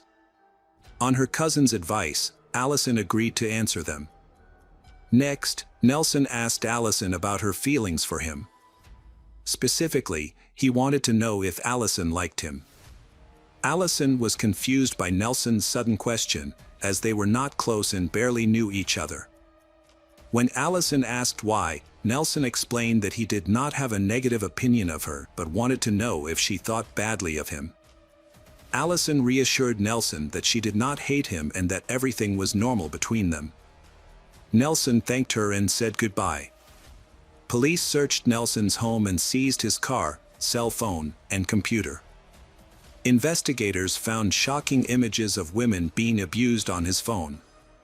When they inspected the car, they found that it had been thoroughly cleaned with car polish. However, the front driver's seat carpet and trunk carpet had been removed. Police found hair and blood on the trunk lid and sent samples to a lab for analysis. After examining the exterior of the car, police used a police dog to search for traces. The dog detected possible blood on the 2 front seats and in the trunk. To confirm, the police used a luminol test, a chemical that reacts with hemoglobin in the blood. The results showed that there were many blood stains on the car's interior, despite the owner's efforts to remove them with cleaning products. While waiting for the results from the lab, Nelson remained free but was closely monitored by the police. They monitored his every move to prevent him from leaving the city or the country. Although Yendrai repeatedly requested his arrest, the police did not have enough evidence to do so. Therefore, Nelson continued to live freely without being prosecuted for many months. Yendrai believed that Allison had been kidnapped for ransom. She tried to stay calm and hoped that her daughter was still alive. In preparation for Allison's return, Yendrai kept her daughter's room as it was, not cleaning or rearranging the furniture. She even bought Allison a gift. Yendrai told the press, "I will continue to do so. As long as there is no evidence that she is dead, I still believe that my daughter is alive and will return home." Laboratory test results confirmed that the hair and blood found in Nelson's car belonged to Allison. The police immediately arrested Nelson. Later, his ex-girlfriend told the police that Nelson had never physically abused her but had put a lot of mental pressure on their relationship. Specifically, he forbade her from contacting her friends and using the internet. According to her, Nelson only wanted to have a sexual relationship with her. His previous boss revealed that he was very irresponsible at work and even stole about $11,000. Additionally, his landlord said an ex-girlfriend had broken up with him because she was tired of paying his debts. She described him as a very spoiled man. After that, Nelson confessed to his crimes against Allison. He said that on the night of Allison's disappearance, he found her walking alone on a deserted road. Taking advantage of the late hour and their acquaintance, Nelson offered to give Allison a ride. She agreed and got into the car without suspicion. However, instead of taking her home, Nelson drove to a remote coffee plantation and forced Allison out of the car. Nelson violently attacked her, knocking off her glasses and leaving her nearly unconscious. He dragged her to a nearby abandoned house, where he raped and brutally beat her. Nelson then tied her hands with cloth and duct tape to the front seat of his car. Finally, he stuffed her into the trunk of the car and drove to a dumpster in San Giorano Cacci. There, the killer pushed Allison off a cliff into a pile of trash below. He justified his heinous actions by saying that he was under the influence of drugs. He also admitted that he had long been obsessed with Allison, and when he saw her that night, he decided it was his chance to carry out his dark intentions. Surprisingly, Nelson later recanted his initial statement, accusing the police of coercing him into confessing. However, the authorities had enough evidence to charge him despite his denials. The suspect could face a maximum sentence of 35 years in prison. In the early morning of September 4th, a search party went to the San Anno landfill to look for Allison's body. However, because the area was large and difficult to access, finding Allison's remains was an extremely difficult task. Moreover, it had been 6 months since Allison went missing. Just 25 days after Allison confessed, the police discovered a number of important pieces of evidence. They found human bone fragments, including a spine, ribs, part of the pelvis, and a femur. They also found pieces of clothing that Allison was wearing on the day she disappeared, along with a pair of sneakers with studs inside. All of these clues were sent for testing and thorough analysis by the police.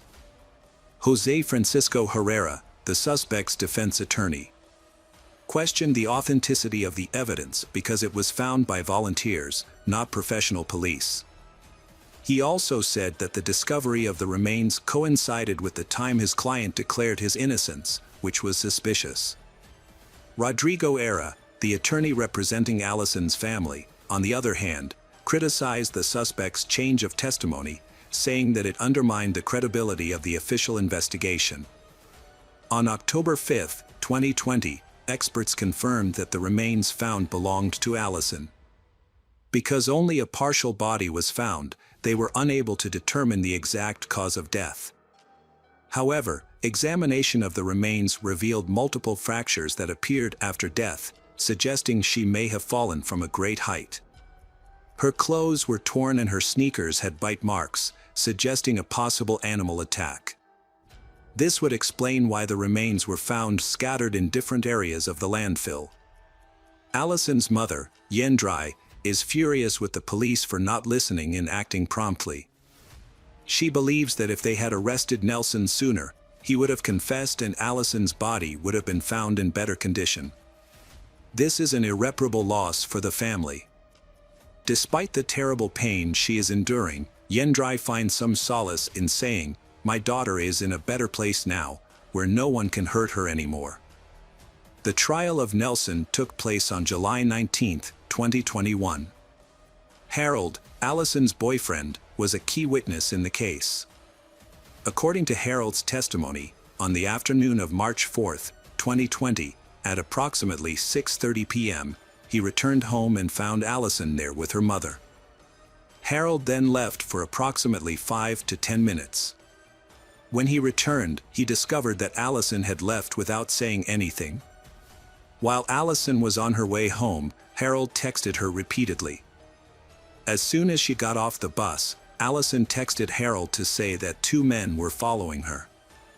Concerned for her safety, Harold suggested that she take a taxi and promised to pay for it.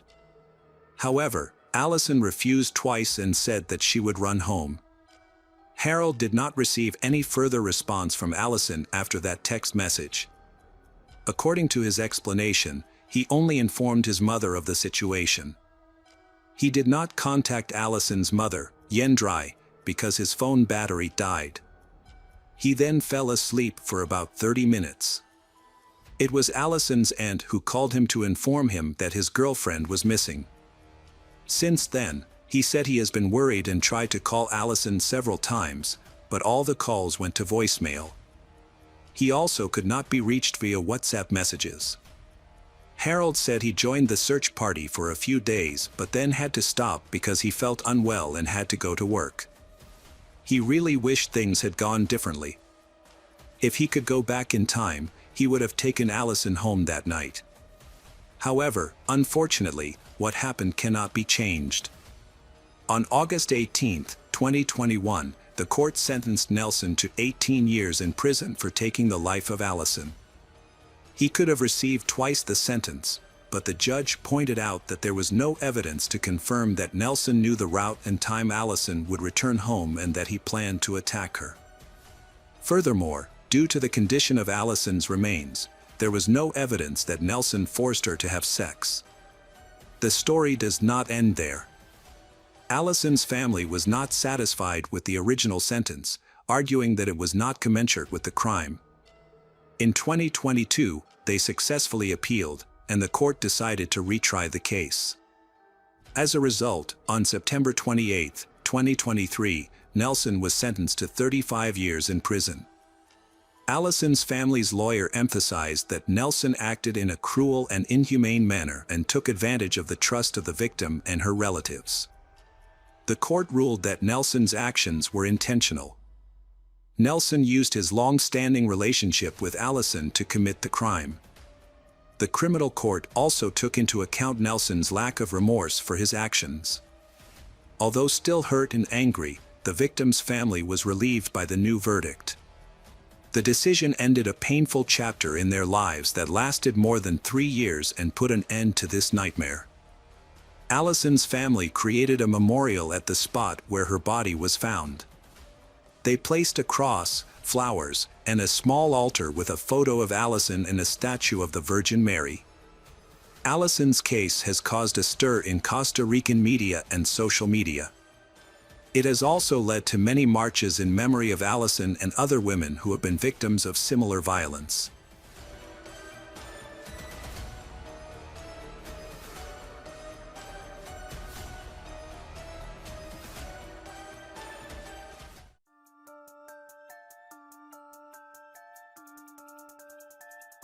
Hello again, true crime fans. We've got another mysterious case to explore.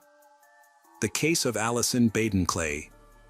Allison Baden-Clay was born on July 1, 1968 in a suburb of Brisbane. She grew up in a wealthy family and developed a love for ballet from an early age. After completing her schooling, she pursued further studies and proved herself to be an excellent student, fluent in 6 languages. In 1993, at the age of 25, Allison entered a local beauty pageant, where she impressed the audience with her ballet skills. She then began her professional career in the Human Resources Department at the Brisbane Flight Centre. Here, her career progressed rapidly after her talent was recognized by her boss. It was while working at the center that she met her future husband, Gerard. Gerard Baden-Clay was born on September 9, 1970 in Bournemouth, United Kingdom. Gerard comes from a distinguished lineage, with his great-grandfather, Robert Baden-Powell, a prominent British military leader and founder of the Scouting movement. Gerard moved to Zambia with his family when he was 1 year old, as it was the homeland of his father, Nigel Clay. They remained in Zambia for 8 years before migrating to Australia. Gerard then completed his studies in Australia, graduating with a degree in accounting. He eventually joined the Brisbane Flight Centre, where he met Allison. Gerard met Allison at the Brisbane Flight Centre, marking the beginning of their romance. They married on August 23, 1997, and then went on a trip around the world, visiting several countries including South America and Switzerland, with a temporary stay in London. When they returned to Australia, Allison returned to work at the flight centre, eventually being promoted to a management position. In 2002, Allison became pregnant and gave birth to her first child, a daughter named Hannah. After Hannah was born, Allison decided to focus solely on raising her children and taking care of her family. Gerard made several career changes during this time and opened a luxury real estate company in Brisbane in 2004. With the help of his parents, he invested a lot of time and effort into the business. The Gerard family had a second daughter, Sarah, born in 2004, followed by their youngest child, Ella, born in 2006. The family lived in a rented house in Brookfield, a suburb of Brisbane. Meanwhile, Allison spent most of her time looking after the girls at home. Over time, Allison began to notice that Gerard was increasingly distant from her. This eventually led to a shocking confession that he no longer loved her. Gerard's behavior towards Allison changed dramatically. He constantly criticized her, complaining about the meals she cooked and the cleanliness of the house.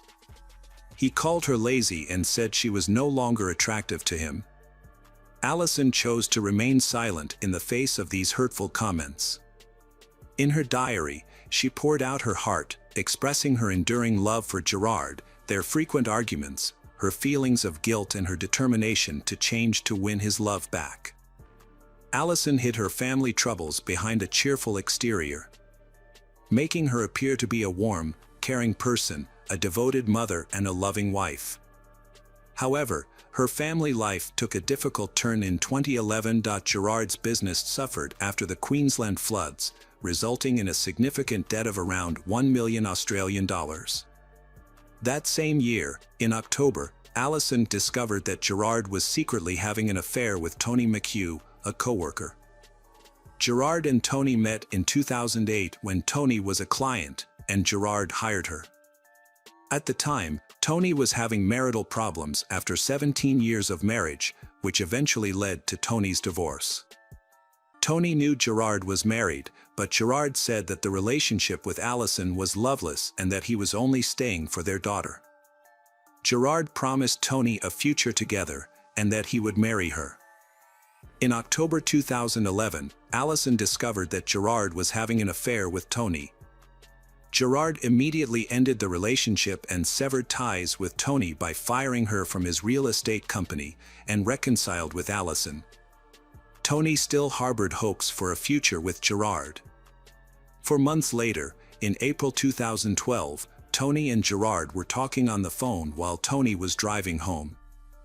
They discussed an upcoming real estate conference, and Gerard casually mentioned that Tony would be meeting Allison there the next day. This revelation upset Tony, causing her to question the promises he had made to her, and to call him dishonest. Gerard apologized to Tony, reaffirmed his love for her, and reiterated his commitment to ending his marriage to Allison within 3 months. The following morning, April 20th, at 7:14 a.m., Gerard contacted the police in a distressed state, reporting that Allison had gone missing after going for a walk around 10 p.m. the night before. When police arrived at Gerard's home, they noticed deep, curved scratches on his face, which he claimed he had sustained while shaving. Further examination revealed small red marks on his chest, which Gerard explained were from a moth bite he had encountered while changing an outdoor light. A search of the house revealed no signs of a disturbance. Everything was in order, and the bed was made. Despite his stress, Gerard appeared calm and began getting his daughters ready for school and daycare. Police interviewed Hannah, Sarah, and Ella, who reported falling asleep after their mother turned off the lights and had not seen her since. During questioning, the crying girls described their parents as a happy and generally harmonious couple. Police searched the area and spoke to neighbors, but no one witnessed anything unusual. The only initial clues found were a small bloodstain on Allison's car and a strand of her hair in the trunk. A large-scale search operation soon followed, with rescue teams and volunteers searching woods, wells, manholes, and dams near the Allison family home.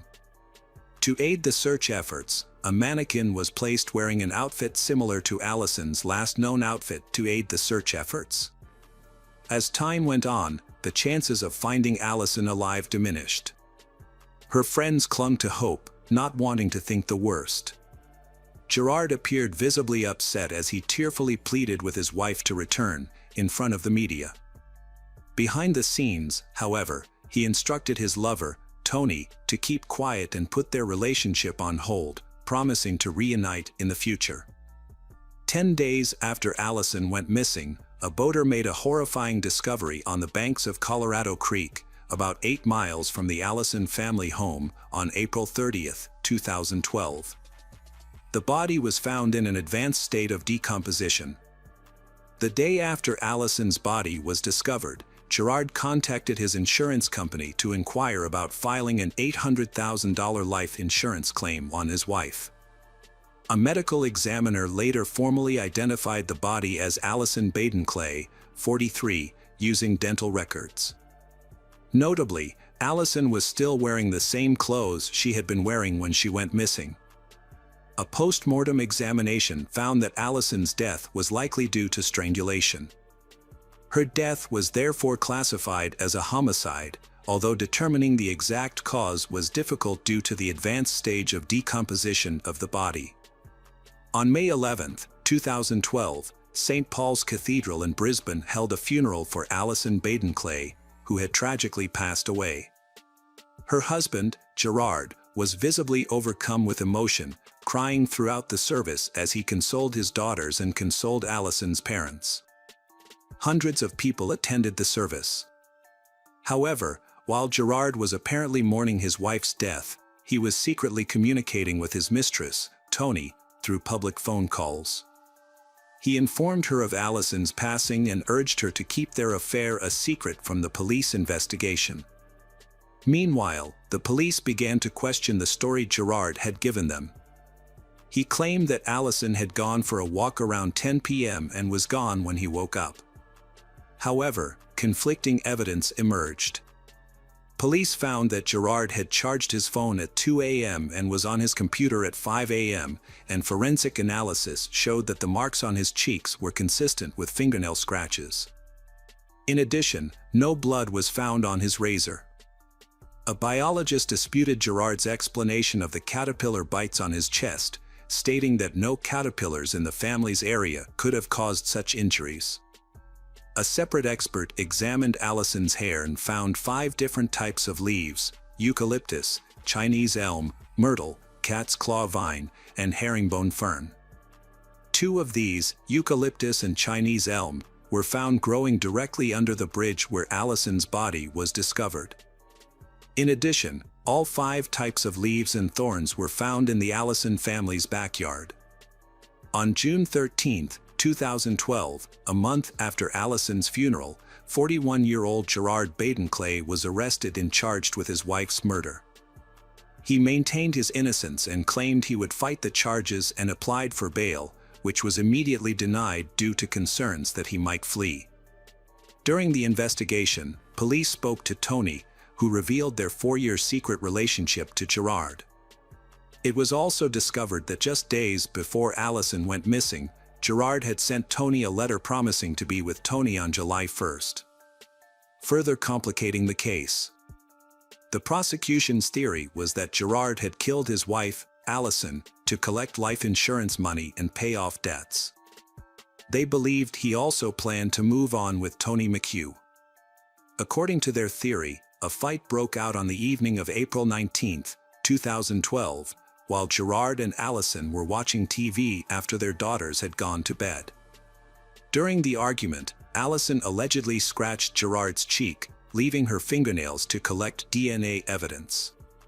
Unfortunately, the DNA had degraded, making it impossible to determine its source. The prosecution claimed that Gerard strangled Allison, then dragged her body through the backyard, leaving her hair tangled with leaves.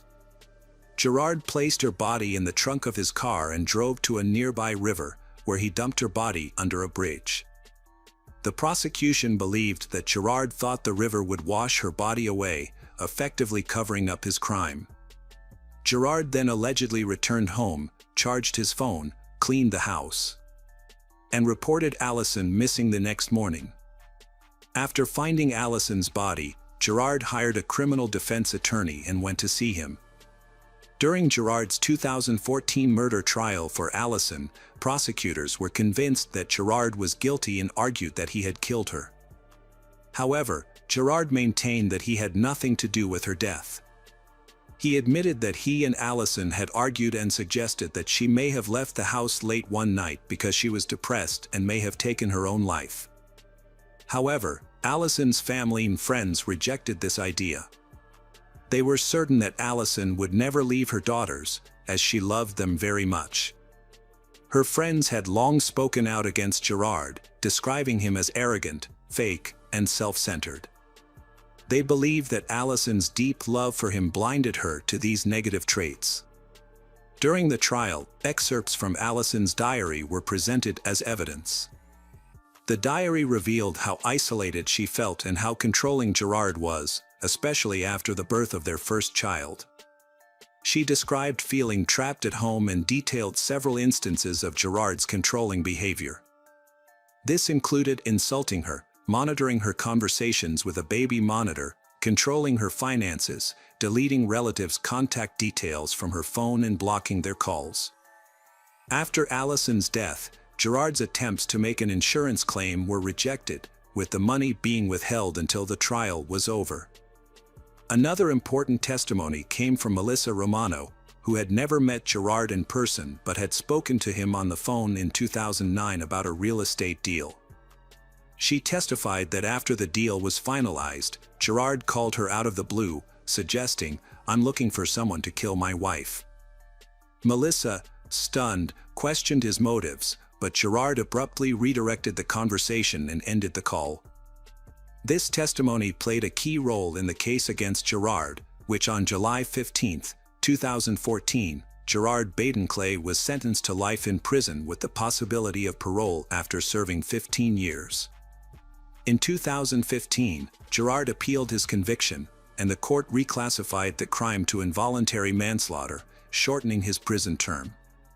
However, the decision sparked widespread outrage, with around 4,000 people demonstrating in support of Allison's family.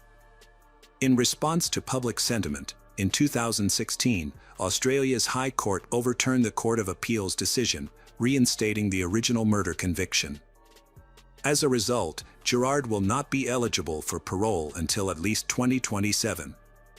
During his incarceration, Gerard initially behaved like a model prisoner.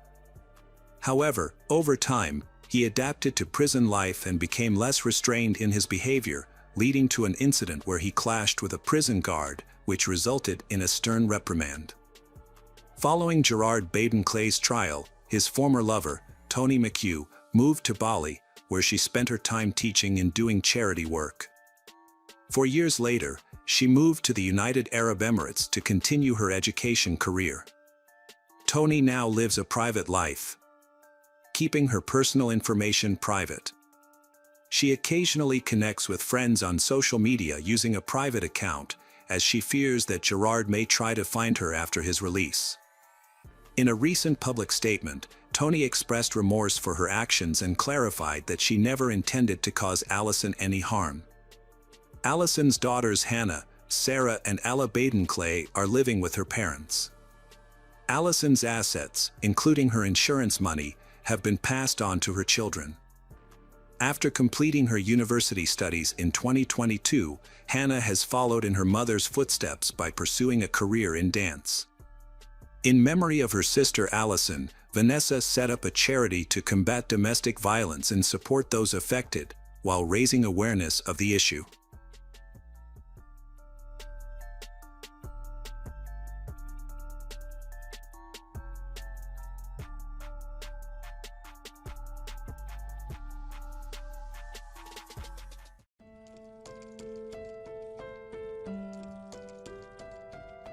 Welcome back, detectives. Let's dive into another horrible case. The case of Deborah Jeter. Deborah Jeter was born in 1976 in Georgia, USA. She was raised in a loving family and since childhood had a passion for helping people. When it came time to choose a career, Deborah decided to become a nurse without hesitation. She enrolled in a local college and pursued her nursing education. Alongside her studies, Deborah also focuses on building relationships. Deborah's boyfriend is a young man named Lester Jeter. They began a romantic relationship, and later both decided to move forward with married life. After marriage, they had 2 children. Their first child, named Kern, a year later, they had a second child. Because of their close age gap, the siblings were very close and did everything together. After graduating from college, Deborah to work part-time as an anatomy and physiology teacher. She also joined an exchange program as a licensed professional nurse. From an early age, Deborah's daughters began experiencing problems. Deborah often shows aggression towards her children and sometimes she has no control over her behavior. In 2004, she was accused of physically assaulting her eldest daughter, Kirsten, during a quarrel. However, this was the first and only incident of such behavior, so the charges were eventually dropped. As a result of this incident, Deborah was briefly hospitalized in a psychiatric facility and then underwent rehabilitation. She was diagnosed with several disorders, which were the cause of her depression. The experts concluded that Deborah's unusual behavior was linked to her mental disorders. The doctors reported that she managed to get these issues under control after receiving therapy. However, some of Deborah's neighbors believe she is still having difficulty controlling her behavior. Her frequent aggressive outbursts affected her husband and children, and she often acted impulsively. She would yell over anything, which was alarming. The situation seemed serious, as the police were repeatedly called to her house. However, every time the officers arrived, she would calm down. After the incident with Kirsten, Deborah avoided contact with the children. Each time, when the patrol officers would arrive, find nothing amiss, and leave after advising her to remain quiet and calm. Although there were numerous complaints about her loud and hot-tempered behavior, the officers felt powerless to intervene. This situation took a toll on her family, who bore the brunt of her aggression. Deborah's mental health issues seemed to get worse, leading to high tensions. Deborah's husband, Lester, struggled to endure the constant shouting and arguments. By 2009, the situation had become unbearable. In May, Lester decided to end the relationship and filed for divorce. Deborah was devastated. It seemed she genuinely loved her husband, but due to her mental health difficulty, so she was unable to control her behavior. Lester's decision to divorce was a significant shock for Deborah. She repeatedly tried to convince her husband to heal their relationship and discuss their issues.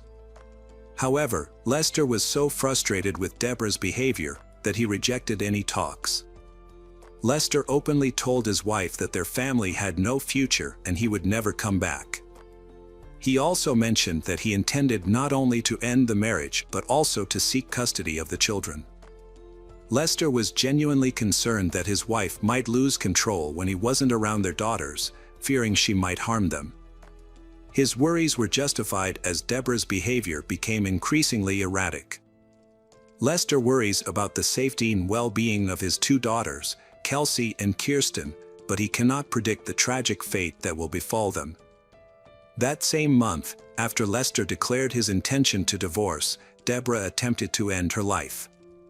She ingested a lethal dose of antidepressants, but was saved by the doctor's quick response. The most distressing aspect of this incident was that Deborah did this in front of her daughters, making her husband even more worried about her mental health. He feared that the stress of the divorce could worsen Deborah's illnesses. Unfortunately, resolving the legal issues of divorce is time-consuming, making the divorce process complicated and difficult. Nevertheless, Lester was determined to proceed with the divorce to protect the children from their unstable mother. Deborah's mental health issues clearly worsened after her divorce proceedings started. She and her children moved in with her mother. Naturally, Deborah suffered the most, but her frequent outbursts of anger and constant aggression also affected the children. Lester wanted to resolve all the issues quickly to minimize the trauma for the girls. Unfortunately, time was not on his side. Deborah attempted to end her life, which was a shock for the children. They couldn't understand their mother's behavior or the struggles she faced.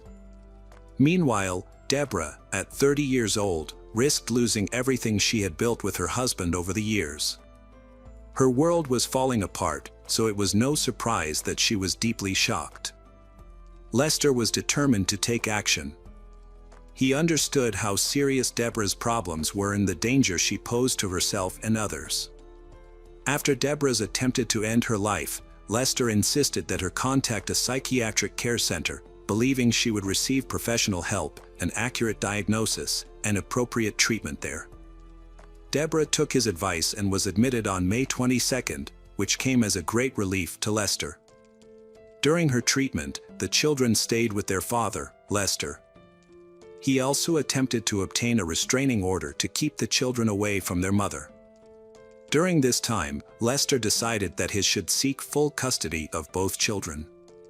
He believed Deborah was unable to control herself and tried his best to ensure the children's safety. Lester has repeatedly applied to court to limit Deborah's meeting in contact with the two girls Kirsten and Kelsey. It was expected that she would not be discharged from the hospital after just 2 weeks. Lester believes that such a short period of treatment was not enough for Deborah to control her behavior, so she remains a threat to her children. However, she was discharged on June 4. By this time, Deborah had not succeeded in gaining full custody despite her efforts. The judge denied issuing a restraining order to limit Deborah's communication with her daughters, considering it excessive. The judge believed the children were not in danger because she had received treatment. A temporary arrangement was made where Deborah would have custody of the children on weekends, while Lester would care for them on weekdays. The day after the custody hearing, on a Friday, June 5, 2009, Deborah planned to pick up the kids around 6 p.m. Although Lester doesn't want to be away from his daughters, he had to comply with the court orders. He had no choice but to hand the children over to Deborah when she arrived to take them for the weekend. Kirsten and Kelsey were happy to see their mother despite her previous rejections. Kirsten and Kelsey genuinely loved her, missed her, and enjoyed spending time with her when she was in a good mood. The eldest daughter, Kirsten, even posted on social media that she would see her mom the next day and expressed her excitement. However, they had no idea of the horrors that awaited. It seemed like a long-anticipated reunion, and Deborah was also eager to see her daughters. During a conversation with Lester, she mentioned that she had a big surprise planned for the children. In reality, a terrible plan had formed in Deborah's mind, which she intended to carry out. Instead of going home, Deborah drove with the children for a while and arrived at an abandoned house near Highway 77. It was a strange and eerie place to take the children. But the girls trusted their mother and followed her, eagerly anticipating the promised surprise. They were impatiently waiting for their mother to organize a special event for them. However, after they entered the house, Deborah pulled out a weapon. Kelsey quickly realized what was happening, but it was too late. She managed to shout to Kirsten to run away. However, Kirsten didn't listen. She charged at their mother, trying to take the knife to protect Kirsten. The struggle was unequal. Deborah stabbed her youngest daughter Kelsey several times. Kelsey was already down, and the eldest daughter Kirsten was desperately fighting with their mother. She pleaded for her to stop, shouting, "This is madness," but Deborah seemed oblivious, ignoring her pleas. Having dealt with Kelsey, Deborah turned on Kirsten, who tried to escape. Deborah struck her, but the wounds were not as deep. The girl began to bleed heavily. Despite this, she clung to life, begging her mother to stop and spare her. Kirsten expressed her desire to live, and perhaps this plea helped Deborah finally regain her senses. She halted the attack and began pacing nervously around the rooms of the abandoned house. In a state of shock, Deborah called the rescue service and confessed that she had killed her child, saying multiple times that she had done so and apologized for her actions. When asked for her location, she informed them that she was in an abandoned house on Highway 77 and mentioned that one of the children was still alive, urging them to hurry and call an ambulance to save the one who wasn't dead. The dispatcher inquired about her name, but Deborah refused to disclose it, stating that she would not reveal her identity. She was pacing around the house, while Kirsten was still alive and pleading for help. Deborah was overwhelmed and couldn't explain what had happened. She asked the dispatcher not to shoot her, stressing that she didn't have a gun. She gave precise directions to the location so law enforcement and medics could find the abandoned house where she had harmed Kirsten and Kelsey. Deborah said one of the girls was already dead, and the other was barely hanging on, as she had cut her throat and was bleeding. She urged them to arrive as quickly as possible, otherwise, the girls' chances of survival were slim. Deborah spoke calmly to the dispatcher, despite being a bit excited. Her voice was generally calm and cold. The dispatcher found Deborah's behavior strange and began to suspect that she had no control over the situation. While waiting for law enforcement, Deborah alternated between calmness and shouting nervously, even insulting the dispatcher. The operator remained composed, continuing the conversation to prevent Deborah from doing anything reckless. Deborah mentioned that if they didn't hurry, she might lose control and harm her second child. She said this completely calmly and without any emotion. The dispatcher realized the situation was extremely serious and that Deborah was unstable. Deborah, who had mental health issues, spoke about her daughters as if they were objects, one whom she has eliminated from her life, while the other is in danger.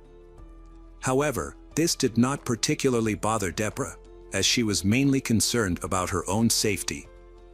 Deborah repeatedly asked the dispatcher to ensure that the police wouldn't shoot her when they arrived.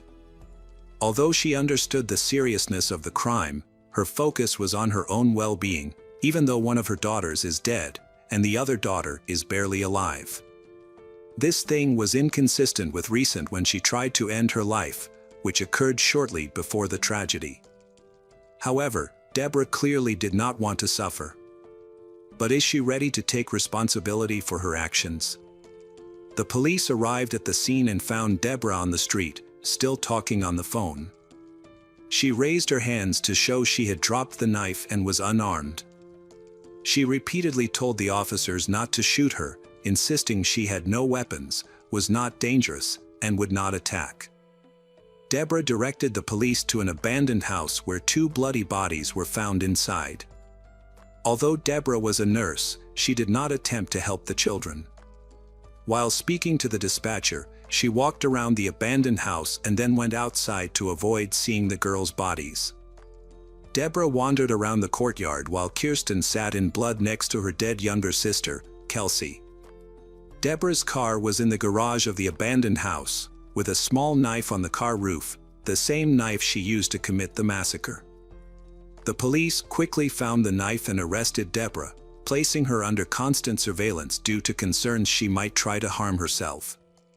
Inside the abandoned building, officers encountered a horrifying scene. They discovered two girls.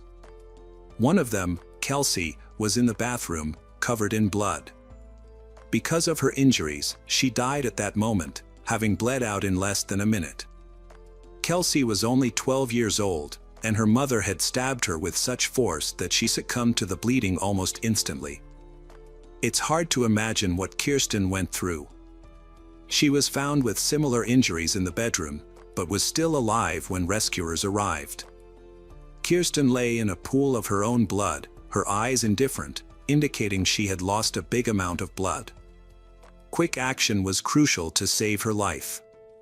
Her throat was cut from right to left, damaging her airways and one of the main arteries. Surprisingly, her mother, Deborah, a nurse, attempted to clamp the wound to stop the bleeding while waiting for the medics. This may increase her chances of survival. In an emergency situation, the doctors rushed Kirsten out of the abandoned house and took her to Parkland Hospital in Dallas. They performed an emergency operation and battled to save her life for hours. Miraculously, the girl survived. After 4 days, Kirsten was moved from intensive care to a regular ward. Her recovery was incredible, especially since it was initially thought she wouldn't make it. However, her challenges were far from over. Though she narrowly escaped death, a more troubling fact was that she and her sister were found in that abandoned house, having been attacked by their own mother. It's hard to comprehend the extent of the post-traumatic shock Kirsten experienced. During the summer, she was recovering from the operation, trying to come to terms with the fact that her younger sister Kelsey is dead and the fact that her mother was a murderer. At the time of the crime, Deborah lived with her mother in the small town of Malacca, Texas, which had a population of just 2,000 people. Investigators reviewed Deborah's cell phone records and discovered that after taking the children from their father, Deborah headed to Malakoff. There, she seemed to wander along the roads for a while, then she eventually stopping the abandoned house. Detectives believed Deborah was searching for a place to harm the children. Examining the actions of people with mental disorders is difficult, yet the incident in the abandoned house provides disturbing things into Deborah's motives. When life falls apart, depression and mental issues can lead some women to feel that ending their lives is the only option. In many cases, they kill their children first, believing it to be a merciful act. Under the strain of mental illness, a mother may think that her family's collapse will doom her children to endless suffering. In this mindset, she views murder as a way to free them from pain and hardship. Often, these women then take their own lives. In this situation, it's evident that Deborah had no intention of dying. She was frightened and did not harm herself, even fearing that the police might shoot her, showing that she valued her life. The murders of Kirsten and Kelsey were clearly motivated by revenge, intended to hurt Lester extreme pain. She aimed to deliver a cunning and cruel blow to him. The incident was truly alarming. Kirsten and Kelsey's father, Lester, tried to give this case a big push to draw attention to the trial, literally the day after the judge refused to issue a restraining order against Deborah. Instead, the judge agreed at the hearing that she would have custody of her daughter by the end of the week. This decision later raised many questions about whether the judge considered this decision reckless. Unfortunately, Lester's worst fears were confirmed. Deborah killed Kelsey and almost took the life of Kirsten. Lester tried his best to convince the judge that his daughters were in mortal danger. Under no circumstances were they allowed to see Deborah unsupervised. However, the judge maintained that their main goal is to strengthen and unite families, encourage parents to cooperate with each other, to ensure children receive love from both parents. This decision ultimately led to devastating consequences, but the judge's actions were still deemed legal despite the tragedy that followed. The district attorney stated that it's not fair to blame only the judge for this situation. According to him, responsibility belongs to many parties: the doctors who allowed Deborah to leave the hospital, Lester, along with Deborah. Deborah was expected to face severe punishment due to her past actions. She had previously shown anger and aggression towards her children, including attempting to harm Kirsten. However, the decision to lift the prohibition order on her is still controversial and raises many questions. Generally, in 99% of cases, shared custody benefits children, allowing both parents to support, love, and communicate with them, fostering healthy development. Yet, this approach fails when a parent has serious mental health issues.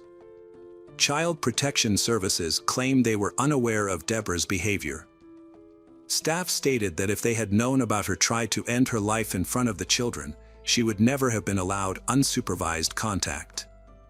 From that point on, people also focused on the possibility that the family had clearly become victims of leniency on the part of the mental hospital and the justice system. However, this could not be proven. It was known that Deborah had been in and out of such institutions multiple times, with discharges that came too soon.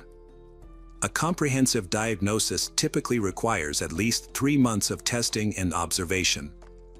Treatment and medication may be prescribed based on test results, but their effectiveness is not guaranteed. Doctors then closely monitor the patient's condition, behavioral changes, and the progression of the disease, adjusting medication as needed. This process can take up to a month. And discharge is only considered after a stable improvement in the patient's condition.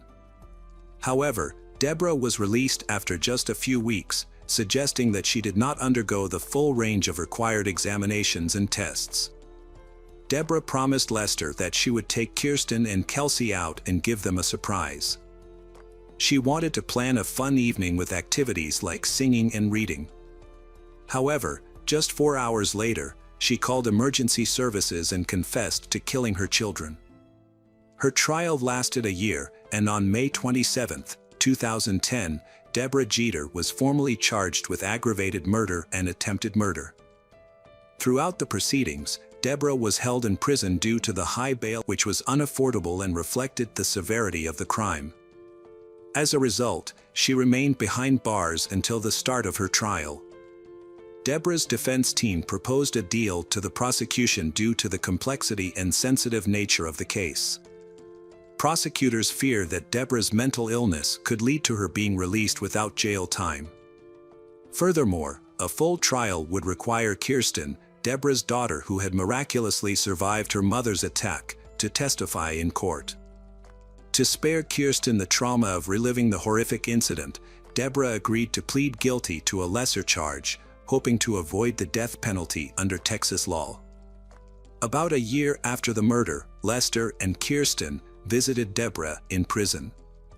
Deborah explained that, due to the turmoil in her life at the time, so she genuinely believed killing her youngest daughter Kelsey was the only way to protect her children from future suffering. She thought that the family's breakup would cause everyone immense pain and, in her mentally unstable state, she saw the murder as the only solution, a twisted form of salvation. Deborah expressed regret about what happened, but she admitted that she still hates Lester and blames him for the tragedy, and she will never forgive him. Kirsten reminisced warmly about the past with her mother. They talked calmly and even laughed together. This was the last time Deborah could peacefully meet with her loved ones. Afterward, she was moved to another prison and sentenced to life imprisonment without the possibility of parole. In her situation, this is seen as a lenient punishment because, without admitting guilt, she could have faced the death penalty. Lester was deeply shocked by the incidents, but inspired by his daughter, he decided to move forward. In 2015, he rebuilt his life, remarried, and he and Kirsten removed their social media profiles. Eventually, Kirsten reactivated her account but set it to private.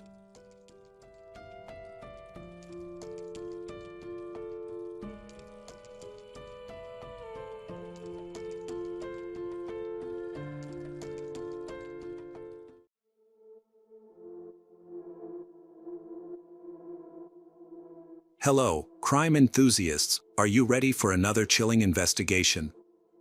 The case of Kathy Krausnack.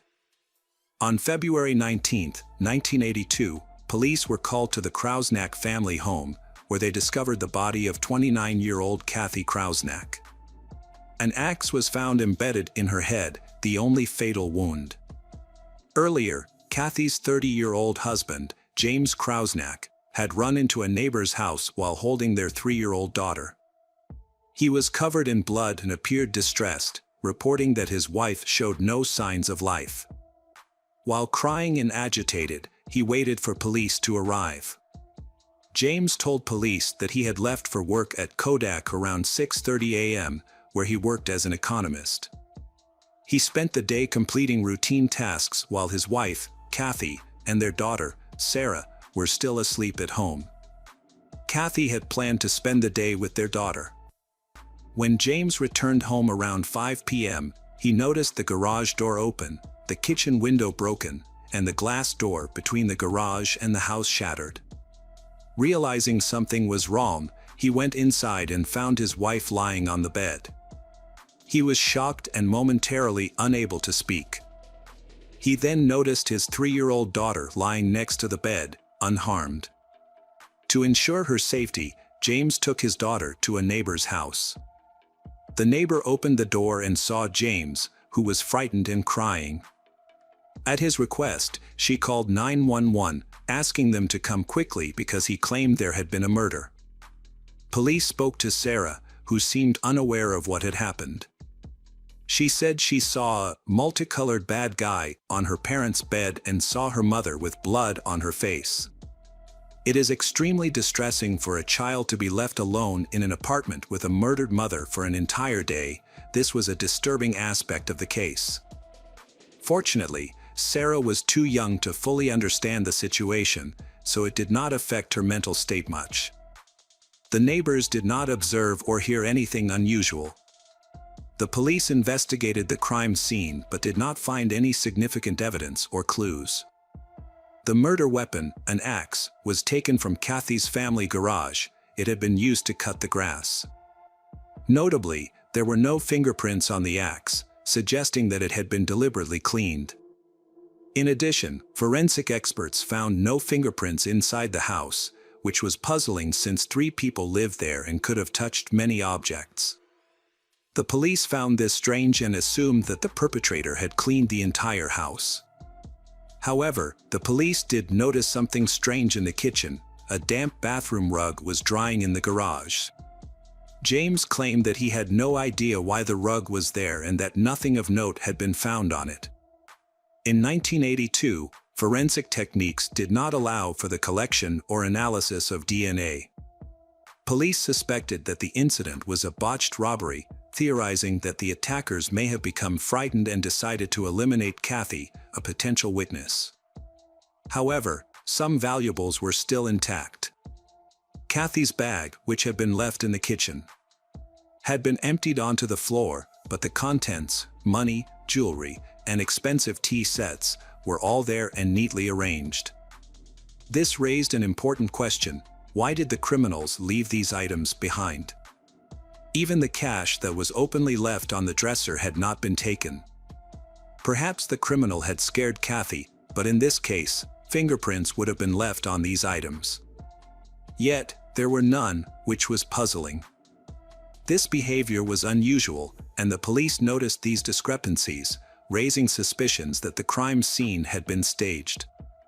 Some items were arranged in a way that suggested they were deliberately placed there. A crucial reason for dismissing robbery as a motive was that nothing had been stolen. Seasoned police officers, who regularly dealt with burglaries, immediately recognized that this incident was different. While murders were rare in Brighton, thefts and robberies occurred almost daily. Police believed that Kathy's death was a premeditated murder. The initial suspect was, of course, her husband, who discovered her body.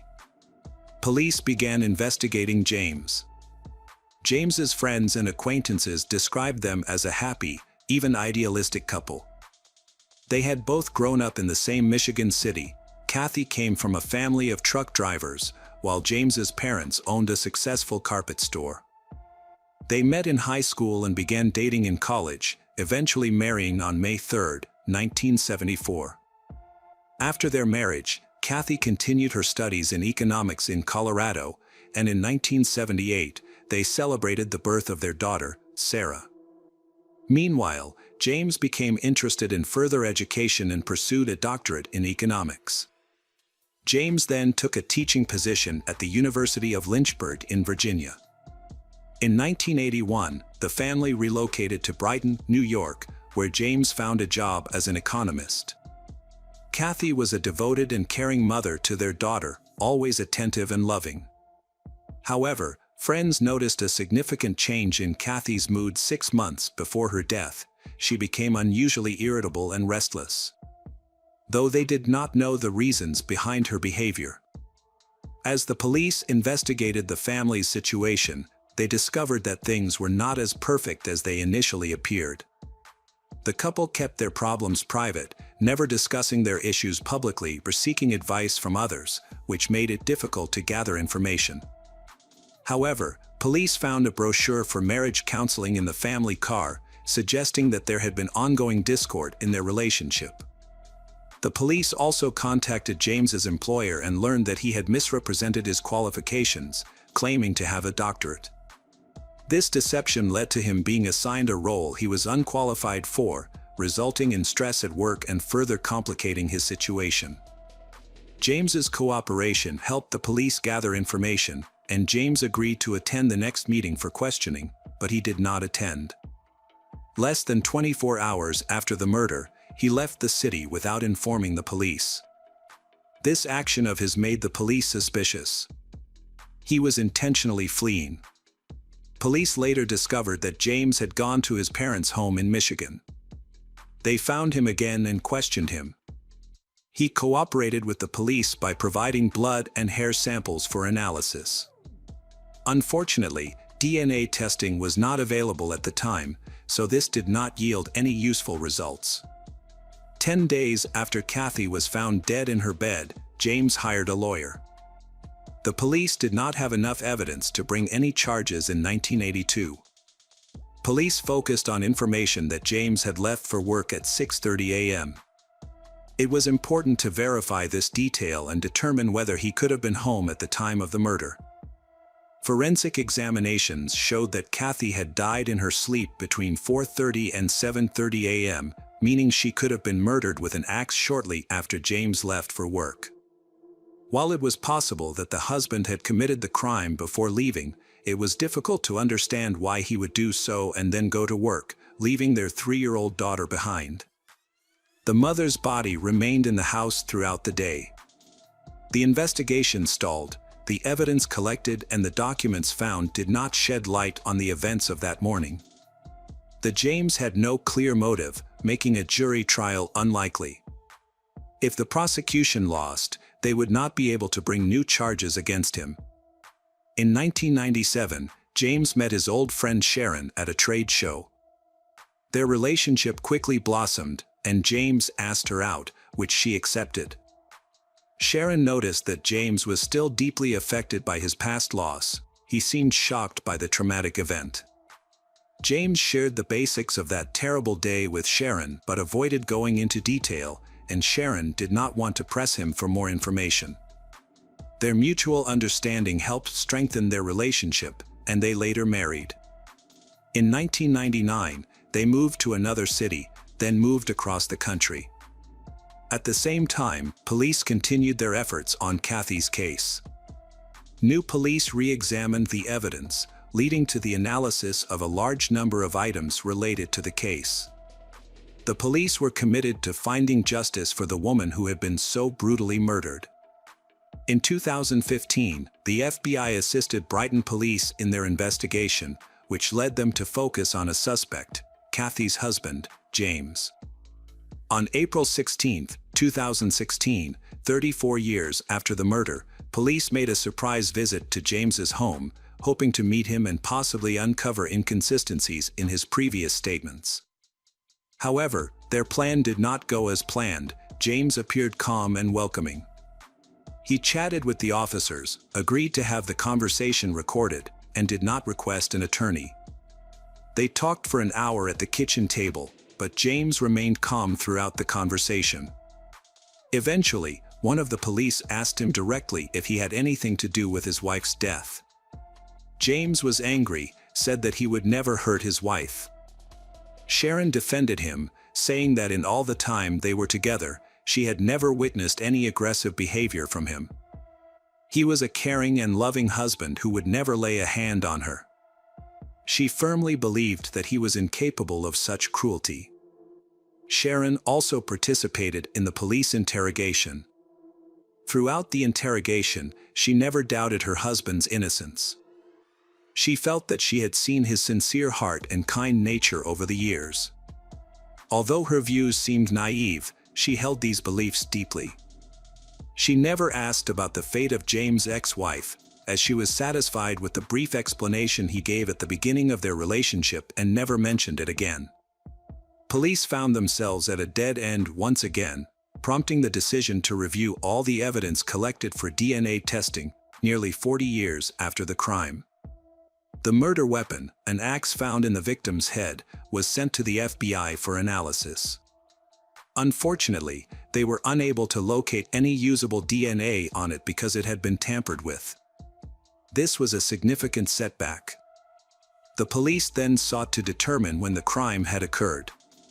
One of the United States' leading forensic experts, Michael Baden, analyzed all the available information about the body.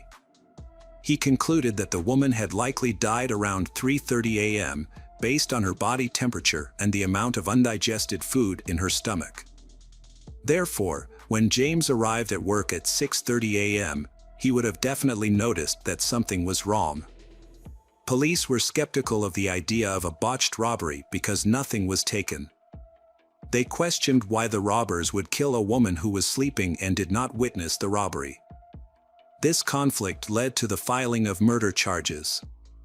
On November 8, 2019, James was arrested after being charged, but the 67-year-old did not confess to the crime. Police used the time of death to investigate a murder that had occurred 40 years earlier. They found evidence that a robbery had been staged. With this information, law enforcement and James presented their case to the jury, focusing on James' alleged involvement in the murder of Kathy Krausnack, his first wife.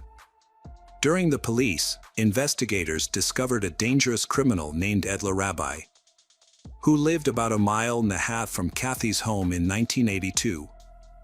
Rabbi was notorious for his harmful taste in women. Despite being arrested several times, Rabbi often received light sentences and served a total of more than 32 years in prison before his death in 2014.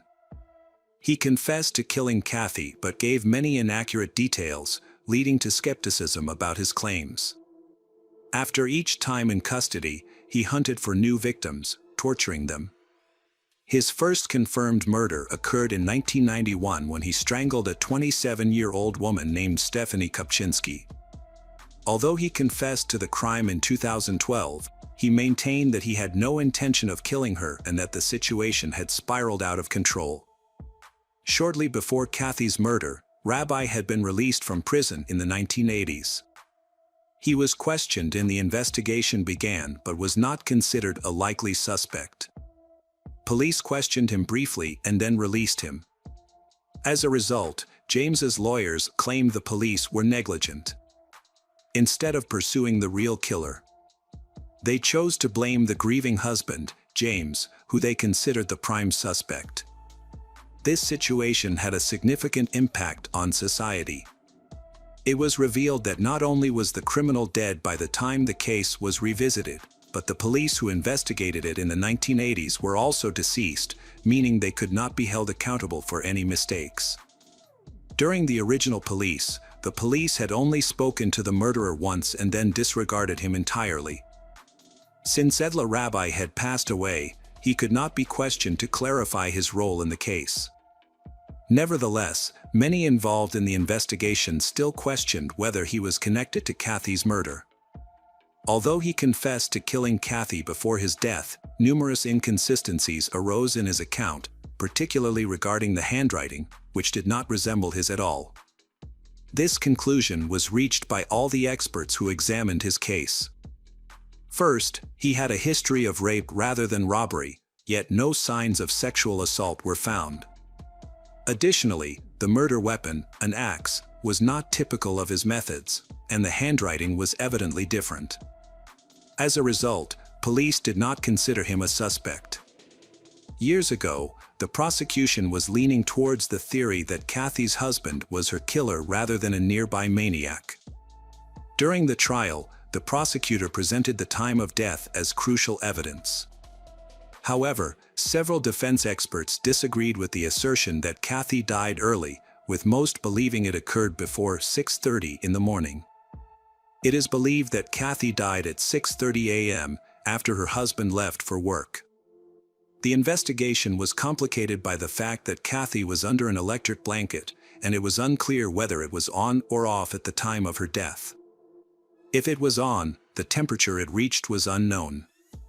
Experts attempted to estimate the time of death by analyzing the drop in body temperature. Ultimately, there is no reliable method for determining the exact time of death. Experts have differed, resulting in a margin of error of several hours.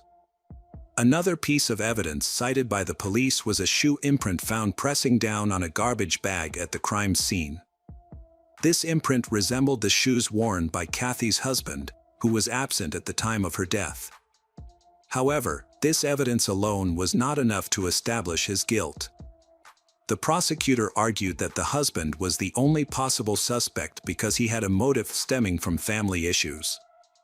After lengthy deliberations at the hearing, the verdict was announced in court. The jury were unanimous in only one opinion, that the crime was too confusing and contradictory, and the evidence too dubious and easily dismissed.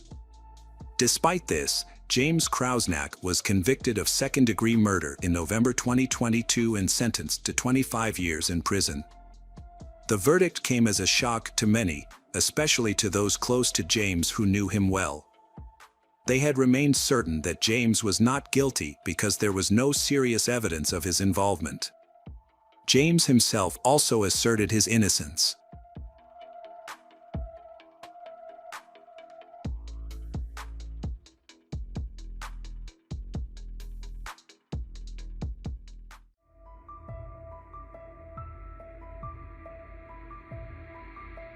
Hello again, true crime fans. We've got another mysterious case to explore. The case of Vashti Sekat.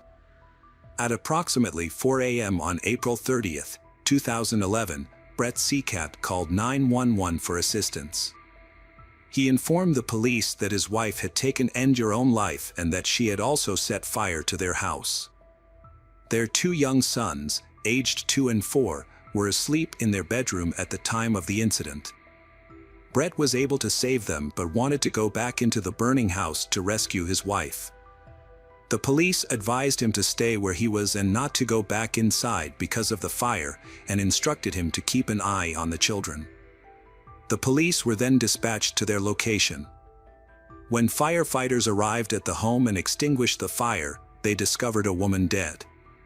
Her body was lying on the left side of the bed, with her arms and legs bent. In a state of anguish, Brett described what had happened in more detail. He explained that his wife, 34-year-old Vashti, had called him to help while he was sleeping on the couch on the first floor. He told her to take their children from the second-floor nursery and bring them down. She followed his instructions in a semi-conscious state. He believed his wife was unwell and that their children in the next room were disturbing her. Suddenly, he heard a loud slamming of the bedroom door, followed by flames coming from upstairs.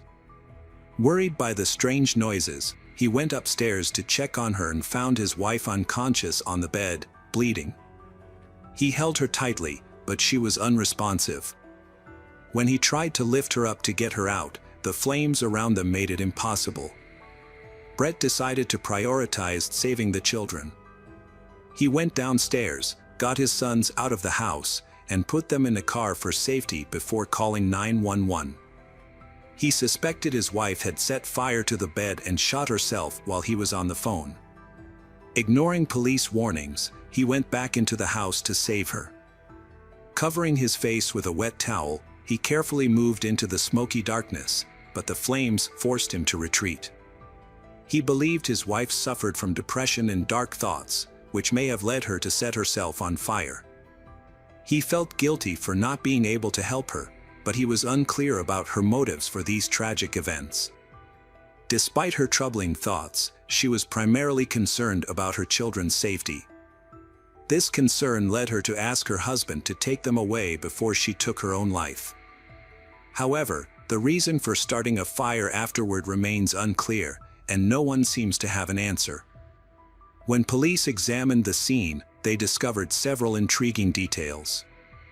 They found a canister of gasoline next to the bed, suggesting that the fire was deliberately set. The position of the gun raised several questions. It was found under Vashti's body with the barrel pointing downward, which made it unlikely that she could have shot herself in that way.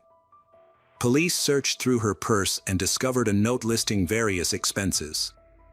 The first item on the list was funeral, with an amount of $15,000 next to it. Other expenses included a mortgage, a car, and education, all categorized as life insurance. This suggests that the Vashti may have planned for her death and specified which expenses her life insurance would cover. On the passenger seat of Vashti's car, her notebook was located. Inside, there was a handwritten note filled with distressing messages. "She can't do this. She can't fight this. Take care of our boys. Be nice to Brendan. Talk to Bronson and support them both, letting them know that Mommy loves them. Every night I take care of Bronson is so wonderful. Mommy is so proud of you. Be a good big brother, Brendan. Stay strong and never lose that smile. I love you both and will watch over you from heaven." Neighbors shared some details about the situation. One neighbor, who couldn't sleep that night and was watching TV, reported hearing gunshots around 3:15 a.m. She noted that Brett didn't call 911 until 3:57 a.m., which raised questions about why he waited 42 minutes to seek help. Vashti's body was sent for an autopsy. A forensic pathologist determined that the cause of death was a gunshot wound to the head and confirmed that her death was not due to fire or smoke, as these occurred later. She had additional gunshot wounds to her chest and thighs. A toxicology report found no signs of alcohol or illegal substances in her system. A few days after Vashti's death, a funeral was held in front of the house where the fire had started. Family, friends, and local residents attended the ceremony. While Vashti's loved ones reflected on her life, her siblings, Kathleen and Rich, harbored doubts about what had really happened. They suspected Brett, and Kathleen quickly dismissed Brett's explanation as improbable. Kathleen, Rich, and Vashti lived in different states but remained close, frequently calling and visiting each other. Their loved ones were aware of the issues and conflicts in Vashti's marriage. Brett's comments after his wife's death were shocking. A large portrait of Vashti hung over the fireplace in their home. When her sister approached the photo to offer her condolences, Brett looked at Kathleen with irritation and expressed that he didn't want to discuss his wife. This response surprised the family members. Upon hearing about Vashti's death, her brother and sister contacted the county sheriff, insisting that she could not have taken her own life. They urged the police to treat the case as a potential murder and conduct a thorough investigation. The Rich and Kathleen closely observed the Brett's actions and shared valuable information with the police. By this point, the police, who sensed something was seriously wrong with the case, had begun to look more deeply into the lives of the Brett and Vashti. They appeared to be a happy couple who had been together for many years. They started dating in school, where Vashti was known as the school beauty and Brett was a promising athlete excelling in wrestling. They were very much in love and got married after a few years of dating. The couple held their wedding in Belize in 2004 and later settled in Brett's hometown of Kingman, Kansas, a small, friendly town with a population of just 3,000. There, they bought a house and started a family, welcoming 2 sons. At the time of the tragedy, their eldest son, Brendan, was 4 years old, and their youngest, Bronson, was 2. Friends and neighbors viewed the family as exemplary, unaware of the issues they faced behind the closed doors of the family. Brett often praised his wife to friends, yet he had concerns about her excessive dedication to her job in the HR department of an advertising agency. She frequently worked late, which bothered him. He struggled to understand why she felt the need to work so much, especially since he earned a decent income as a police academy instructor and could support the family comfortably. In contrast, Vashti valued her independence and wanted to help with the family finances. She was successful in her career and truly enjoyed her work. Brett believed that Vashti's emotional struggles were heavily influenced by her work-related fatigue. She was experiencing burnout and depression, feeling that life had lost its meaning. It was revealed that her boss had been concerned about her health prior to the tragedy and discovered she had hormonal imbalances. Vashti was prescribed hormonal supplements intended to help her lose weight naturally. But these medications have side effects, including fatigue, irritability, and anxiety, which may have contributed to her depression. Vashti's relatives said she suffered from depression. She had recently started seeing a psychologist, and after November 2010, she and her husband began attending family counseling to address the problems in their troubled marriage. Vashti had changed a lot. Previously a cheerful and sociable leader, she had become withdrawn and sad. It is possible that her emotional state contributed to her decision to end her life. However, new developments soon came to light. As her marriage struggled, she considered divorcing Brett. Family counseling sessions were ineffective and their list of grievances only grew longer. Frequent arguments took place, pushing their relationship to the brink of collapse. Vashti's relatives said that she often spent time alone and sometimes went out with friends just to avoid being at home and seeing Brett. Despite this, she and Brett continued to attend family counseling, and she also had separate sessions with the same therapist. However, Vashti's relatives could not accept that she would choose to die. They believed that she loved life, her children, and her family too much to take such a drastic step. Although there were challenges in the marriage and feelings of depression, they were not overwhelming. Additionally, they found it hard to believe that she could have started a fire in the house, putting her young children's lives at risk and leaving them without shelter. This idea seemed illogical to them. How could a loving and caring mother do something like that to her sons? Relatives shared that she would wake up every morning at 4 o'clock to prepare nutritious breakfasts for her children. She avoided store-bought baby food, choosing instead to make her own purees from fresh vegetables and cook wholesome porridge for them. When she learned that a boy in kindergarten had been diagnosed with cancer, she took it upon herself to support his family by raising funds for his treatment. She baked pancakes, sold them, and donated the proceeds to the boy's family. Everyone around her was convinced that such a mother would never abandon her children. Police considered both accounts of the incident. They considered the possibility that Brett might have been involved in the case. Police reviewed Brett's call. When they called 911, they found that Brett's voice sounded cold, emotionless, and distant, which gave the police the impression that he didn't care. According to the investigation, the police discovered that Brett isolated Vashti and the children from relatives and friends, limited communication, and considered his wife and children as his property. Vashti could only talk to family and friends when he was at work.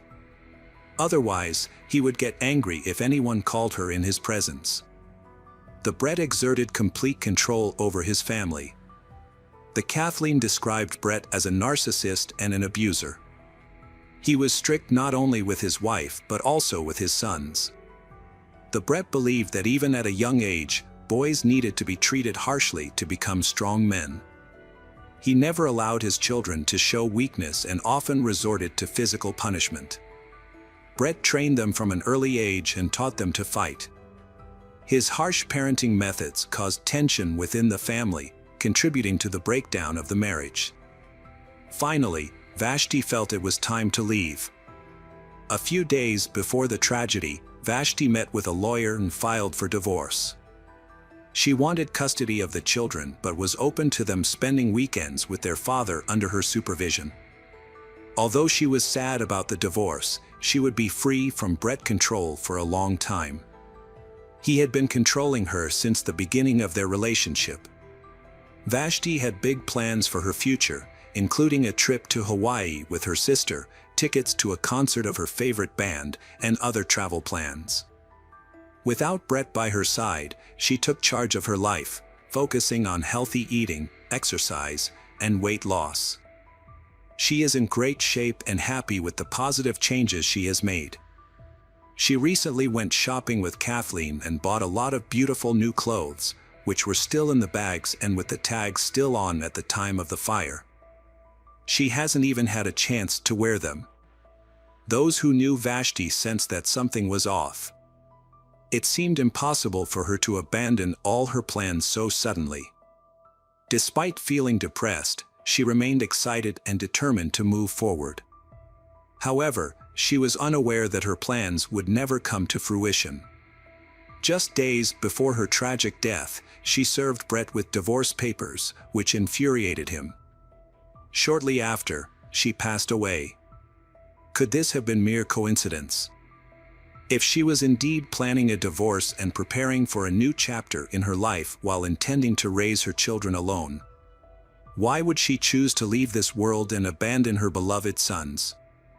This raised serious concerns for the police.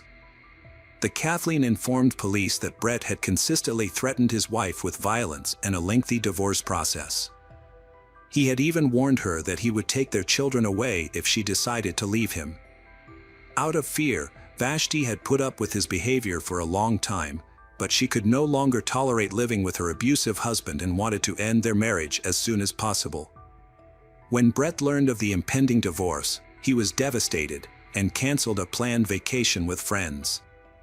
He believed that threatening Vashti with taking away their children was the best way to win her back. He made it clear to her that he would do everything in his power to ensure she never saw her sons again, even if it meant moving them out of the country. This left Vashti very scared. That night, after receiving threats from Brett, she went to visit a friend. She then took the children away so that Brett would have time to think about where he was going. She believed that when she and the children returned, Brett would decide to leave and would not bother her with the children anymore.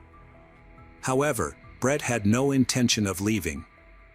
Instead, he was planning something. A few days later, Brett convinced Vashti to talk to him. He tearfully confessed to her that he wanted her to come back and asked for a chance to see the children he missed so much.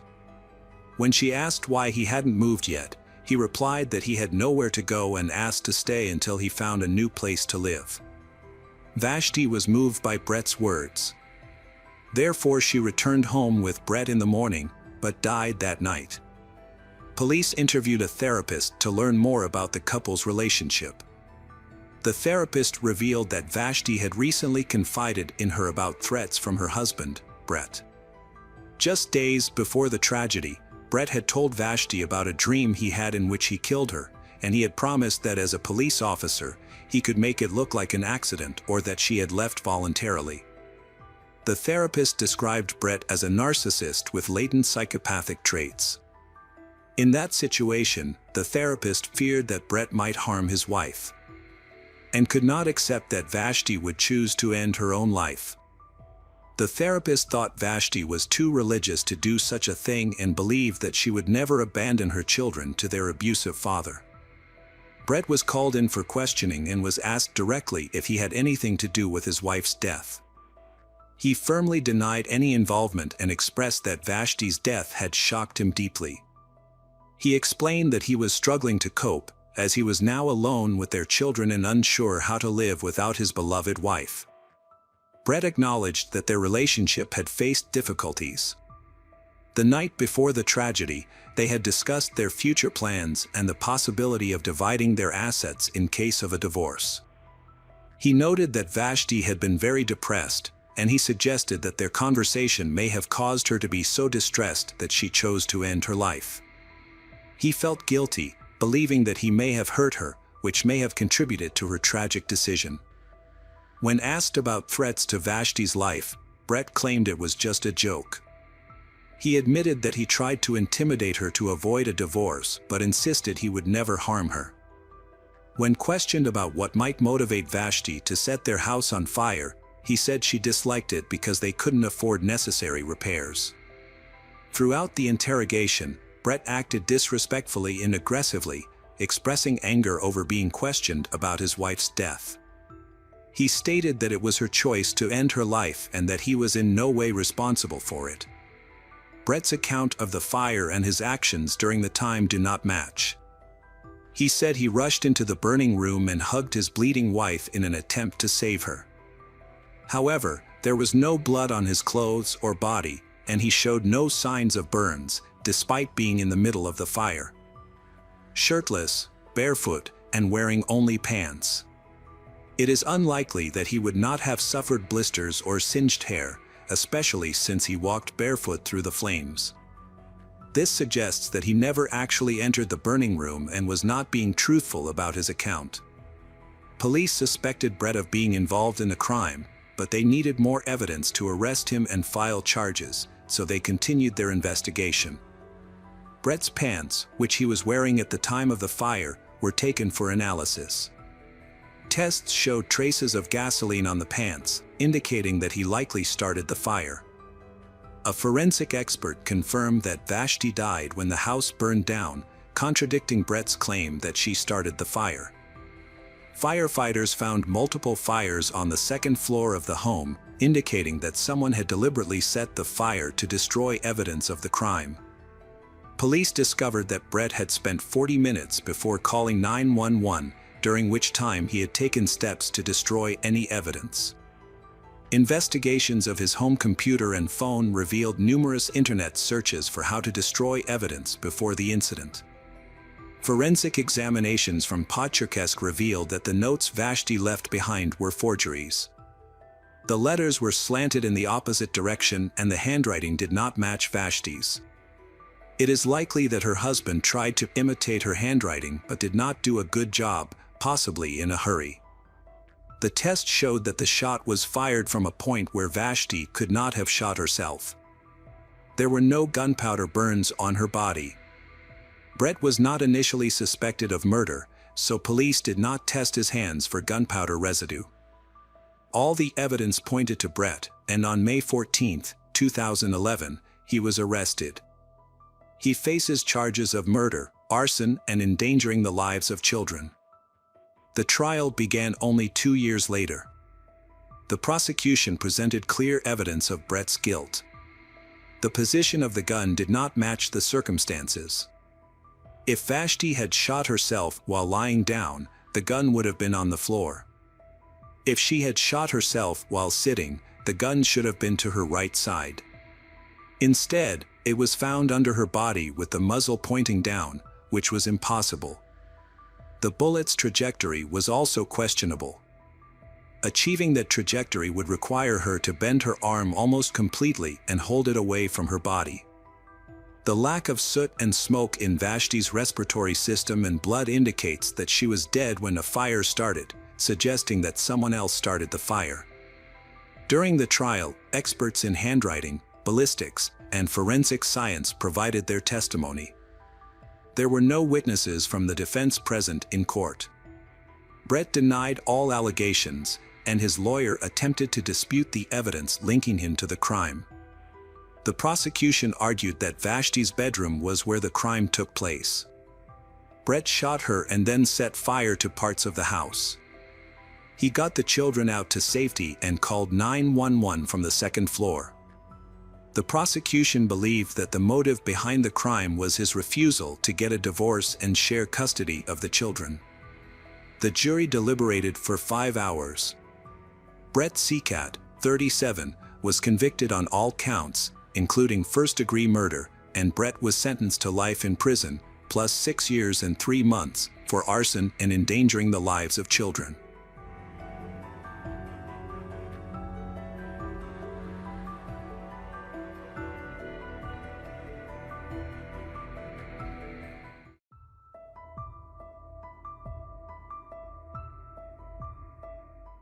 Hello again, true crime fans. We've got another mysterious case to explore. The case of Molly Tibbetts. Molly Tibbetts was a vibrant young woman born in San Francisco on May 8, 1998, to Rob and Laura Tibbetts. She had 2 brothers, Jake and Scott. Molly was fortunate to grow up with loving parents and began to excel in school shortly after starting 2nd grade. Life presented Molly with an unexpected challenge. Things were going well for her and her parents until they decided to divorce. In 2007, Molly moved to Brooklyn, Iowa, with her mother and brother. Brooklyn was her mother's hometown, and Molly now had the opportunity to experience her teenage years in this quiet town. The move was difficult for Scott, Jake, and Molly, but their caring parents provided essential support. Their father, Rob, maintained a close relationship with his children. Although he couldn't be there all the time, he was determined to do everything he could to help them. Brooklyn is a small town with a population of only 1,400. Life there is calm, a stark contrast to the hustle and bustle of San Francisco. Molly and her 2 brothers have adapted perfectly to their new home. Molly plans to continue her studies at Brooklyn College. She is a sociable person who makes many friends. Molly is smart, energetic, positive, and cheerful. In 2015, Molly met a senior named Dalton Jack at her Brooklyn school, and she instantly liked him. This encounter took place on a chilly October evening while Dalton and his friend were sitting in a pickup truck after playing football. A few younger students approached them, including Molly. Dalton was immediately taken with her. She made him laugh and he found her beautiful. They exchanged phone numbers and soon began having lunch together and going to the movies. From that point on, they fell in love and Dalton considering her his everything. Molly and Dalton's love for each other deepened over time. 2 years later, when Molly moved from Brooklyn to study psychology at the University of Iowa, she maintained her relationship with Dalton. While she was in Iowa, Dalton stayed in Brooklyn to pursue a career in construction, but this did not affect his feelings for her. They managed to see each other almost every weekend and even on some weekdays. Her freshman year at university passed quickly. By the end of May 2018, she returned to Brooklyn for the summer. During her break at home, Molly kept herself busy throughout the day. She worked at a local children's day camp at Green Regional Medical Center, and in the evenings, she participated in activities to prepare for her sophomore year. Molly also made time to go jogging almost every evening. She split her time between her mother's house and her boyfriend Dalton's house on the western edge of Brooklyn. Unlike university students, Dalton didn't have a summer vacation and worked most weekdays. His construction work is sometimes local and sometimes he works across the state.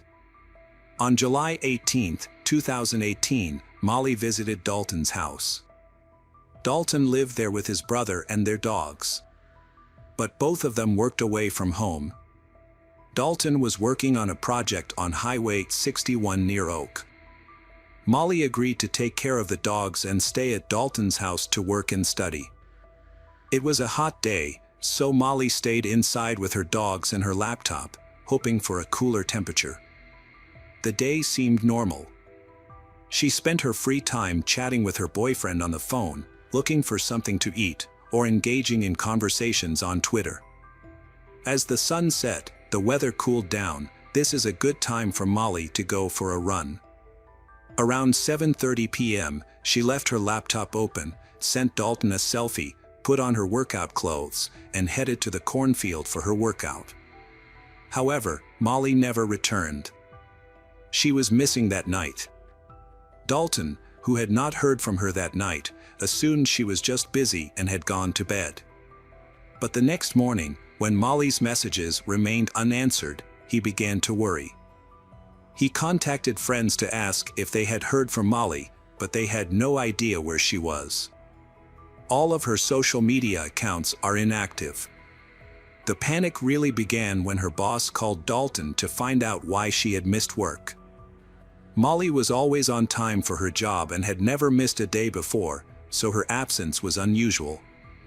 Dalton was worried and wondered what could have happened to her. Her silence made Dalton, her family and friends feel uneasy. By the end of the day, the police and the local community were mobilized to search for Molly. Missing posters were quickly plastered around the city and surrounding areas. Shortly after, Molly's father Rob flew from California to join the search efforts. In mid-July, Iowa was experiencing hot summer days, and the surrounding cornfields made visibility difficult. Police announced on television that the search for Molly is ongoing. While there are no new updates, the search continues. Molly, a 20-year-old University of Iowa student, went missing last Wednesday in Brooklyn. She was last seen by her neighbor jogging with her dogs, wearing shorts, a sports bra and sneakers. At the time, Molly's whereabouts were unknown. The only confirmed sighting was when a neighbor saw her running east of town that evening. Police had no further leads. As the weeks passed, the reward for information about Molly had increased significantly to nearly $400,000. They even created a website to encourage the public to share any information about Molly. Police also analyzed data from Molly's fitness tracker to determine her running route. Despite all the efforts, the investigation remained unsolved until mid-August. A person in northeast Brooklyn was reviewing surveillance footage when she noticed something unusual. Concerned, she reported her findings to the police, leading to a crucial discovery. The footage showed a 1951 Chevrolet with chrome side mirrors and handles. Initially, nothing unusual appeared, but the car returned and appeared on surveillance cameras multiple times. Then, at 8:07 p.m., the same Chevrolet was recorded again, this time speeding away. Based on the footage, the car, which was behaving erratically at the same time and place that Molly went missing, caught the attention of the police. They began searching for the car in the small town. They quickly located it. A day after reviewing the video of the black Chevrolet, deputy sheriffs spotted the vehicle on the road. Instead of stopping immediately, he followed the car until the driver stopped. The deputy sheriff approached the driver's window and identified him as John Bath. When asked about Molly's disappearance, John claimed he had no knowledge of her and was not involved. He was allowed to leave, but his freedom was short-lived. Just 2 days later, police officers visited John's workplace at a dairy farm and noticed he was now driving a different car, which belonged to his girlfriend. At this point, the police began to take notice of John, but they had no evidence that he was involved in Molly's disappearance. The police took John to the local police station for further questioning. Although John was not required to answer their questions, he chose to cooperate. The interrogation lasted several hours, and ultimately, John confessed. However, his real name was Christian Bahina Rivera, and he lived and worked in rural Polk County near Brooklyn. Originally from Mexico, he had entered the United States illegally at the age of 17. Because he could not work legally, he was not registered in any official system, including at his job on a farm near Brooklyn. During questioning, police asked Christian if he knew where Molly was, and he admitted that he had seen her the night she disappeared. He explained that he had noticed her before deciding to approach her. When he ran over to strike up a conversation, Molly did not respond. When he persisted, she took out her phone and warned him to leave or she would call the police. The next day, August 21st, After more than 10 hours of questioning, Christian agreed to lead the police to a remote area outside of Brooklyn. When the police arrived and got out of their car, they found Molly's body. She was lying under some corn stalks, wearing only a sports bra and socks. Christian confessed that when he confronted Molly and she threatened to call the police, he acted out of anger and ended up killing her, then hiding her body in a cornfield. Molly suffered between 7 and 12 stab wounds to the chest, ribs, neck, and skull, ultimately leading to her death. This tragic news has left Molly's family, friends, and acquaintances heartbroken. As they learned more about the circumstances of Molly's death, their grief turned to anger. On August 22, Christian was charged with first-degree murder. Concerns that he might flee led to his bail being raised from $1 million to $5 million. As the investigation into Molly's disappearance turns into a murder case, developments related to her case continue to surface both in public and in the media. The following month, Christian denied any involvement in the case, despite initially confessing to Molly's murder. He later recanted his confession. Police made significant progress in the case. They searched Christian's black Chevrolet and discovered blood in both the trunk and on the rims. Testing revealed that the blood belonged to Molly, indicating that she had been in Christian's trunk that night. A series of bureaucratic delays postponed the court case. The public trial of Christian was delayed for several months and moved to another county for safety reasons. In August 2019, Christian's defense team submitted a 20-page motion arguing that his confession should not be used as evidence. They claimed he was not properly informed of his Miranda rights because of his foreign nationality. This means that although he admitted to killing Molly, he did not receive a warning that anything he said could be used against him in court. Therefore, his confession could not be used as evidence. In addition, the judge postponed Christian's trial until 2020 to allow more time to review the case. In 2020, the trial was postponed again. On May 17, 2021, Christian Bahena Rivera's trial finally began. His defense team argued that the police had violated his rights before charging him with murder.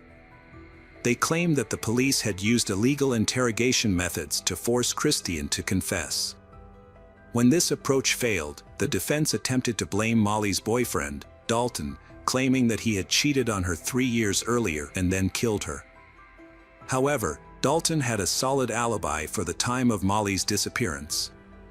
Although he was absent from work for nearly 2 hours, several co-workers were able to confirm his whereabouts during that time, and it was clear that he loved Molly very much. Christian eventually testified, but he changed his story. He claimed that 2 armed men came to his house, forced him to drive them until they found Molly, then killed her and forced him to drive to a cornfield, threatening his son's life if he revealed what had happened. Christian's confession, the surveillance footage, Molly's blood found in the trunk of his car, and his own incredible story all pointed clearly to his guilt. On Friday, May 28, Christian Bahena Rivera was convicted of murdering Molly Tibbetts. After just 7 hours of jury deliberation, Christian was found guilty of first-degree murder. He was sentenced to life in prison. After the verdict, Christian's girlfriend, who had been raising their son Will, disappeared from Brooklyn, leaving his son on the farm without a family. With nowhere else to go, Will was eventually adopted by Molly's mother, Laura. This adoption allowed Will to continue his education and move toward a brighter future. Her parents consistently chose love over hate, which helps explain Molly's positive character. The support didn't end there. Hundreds of people came together at the University of Iowa to celebrate Molly's memory.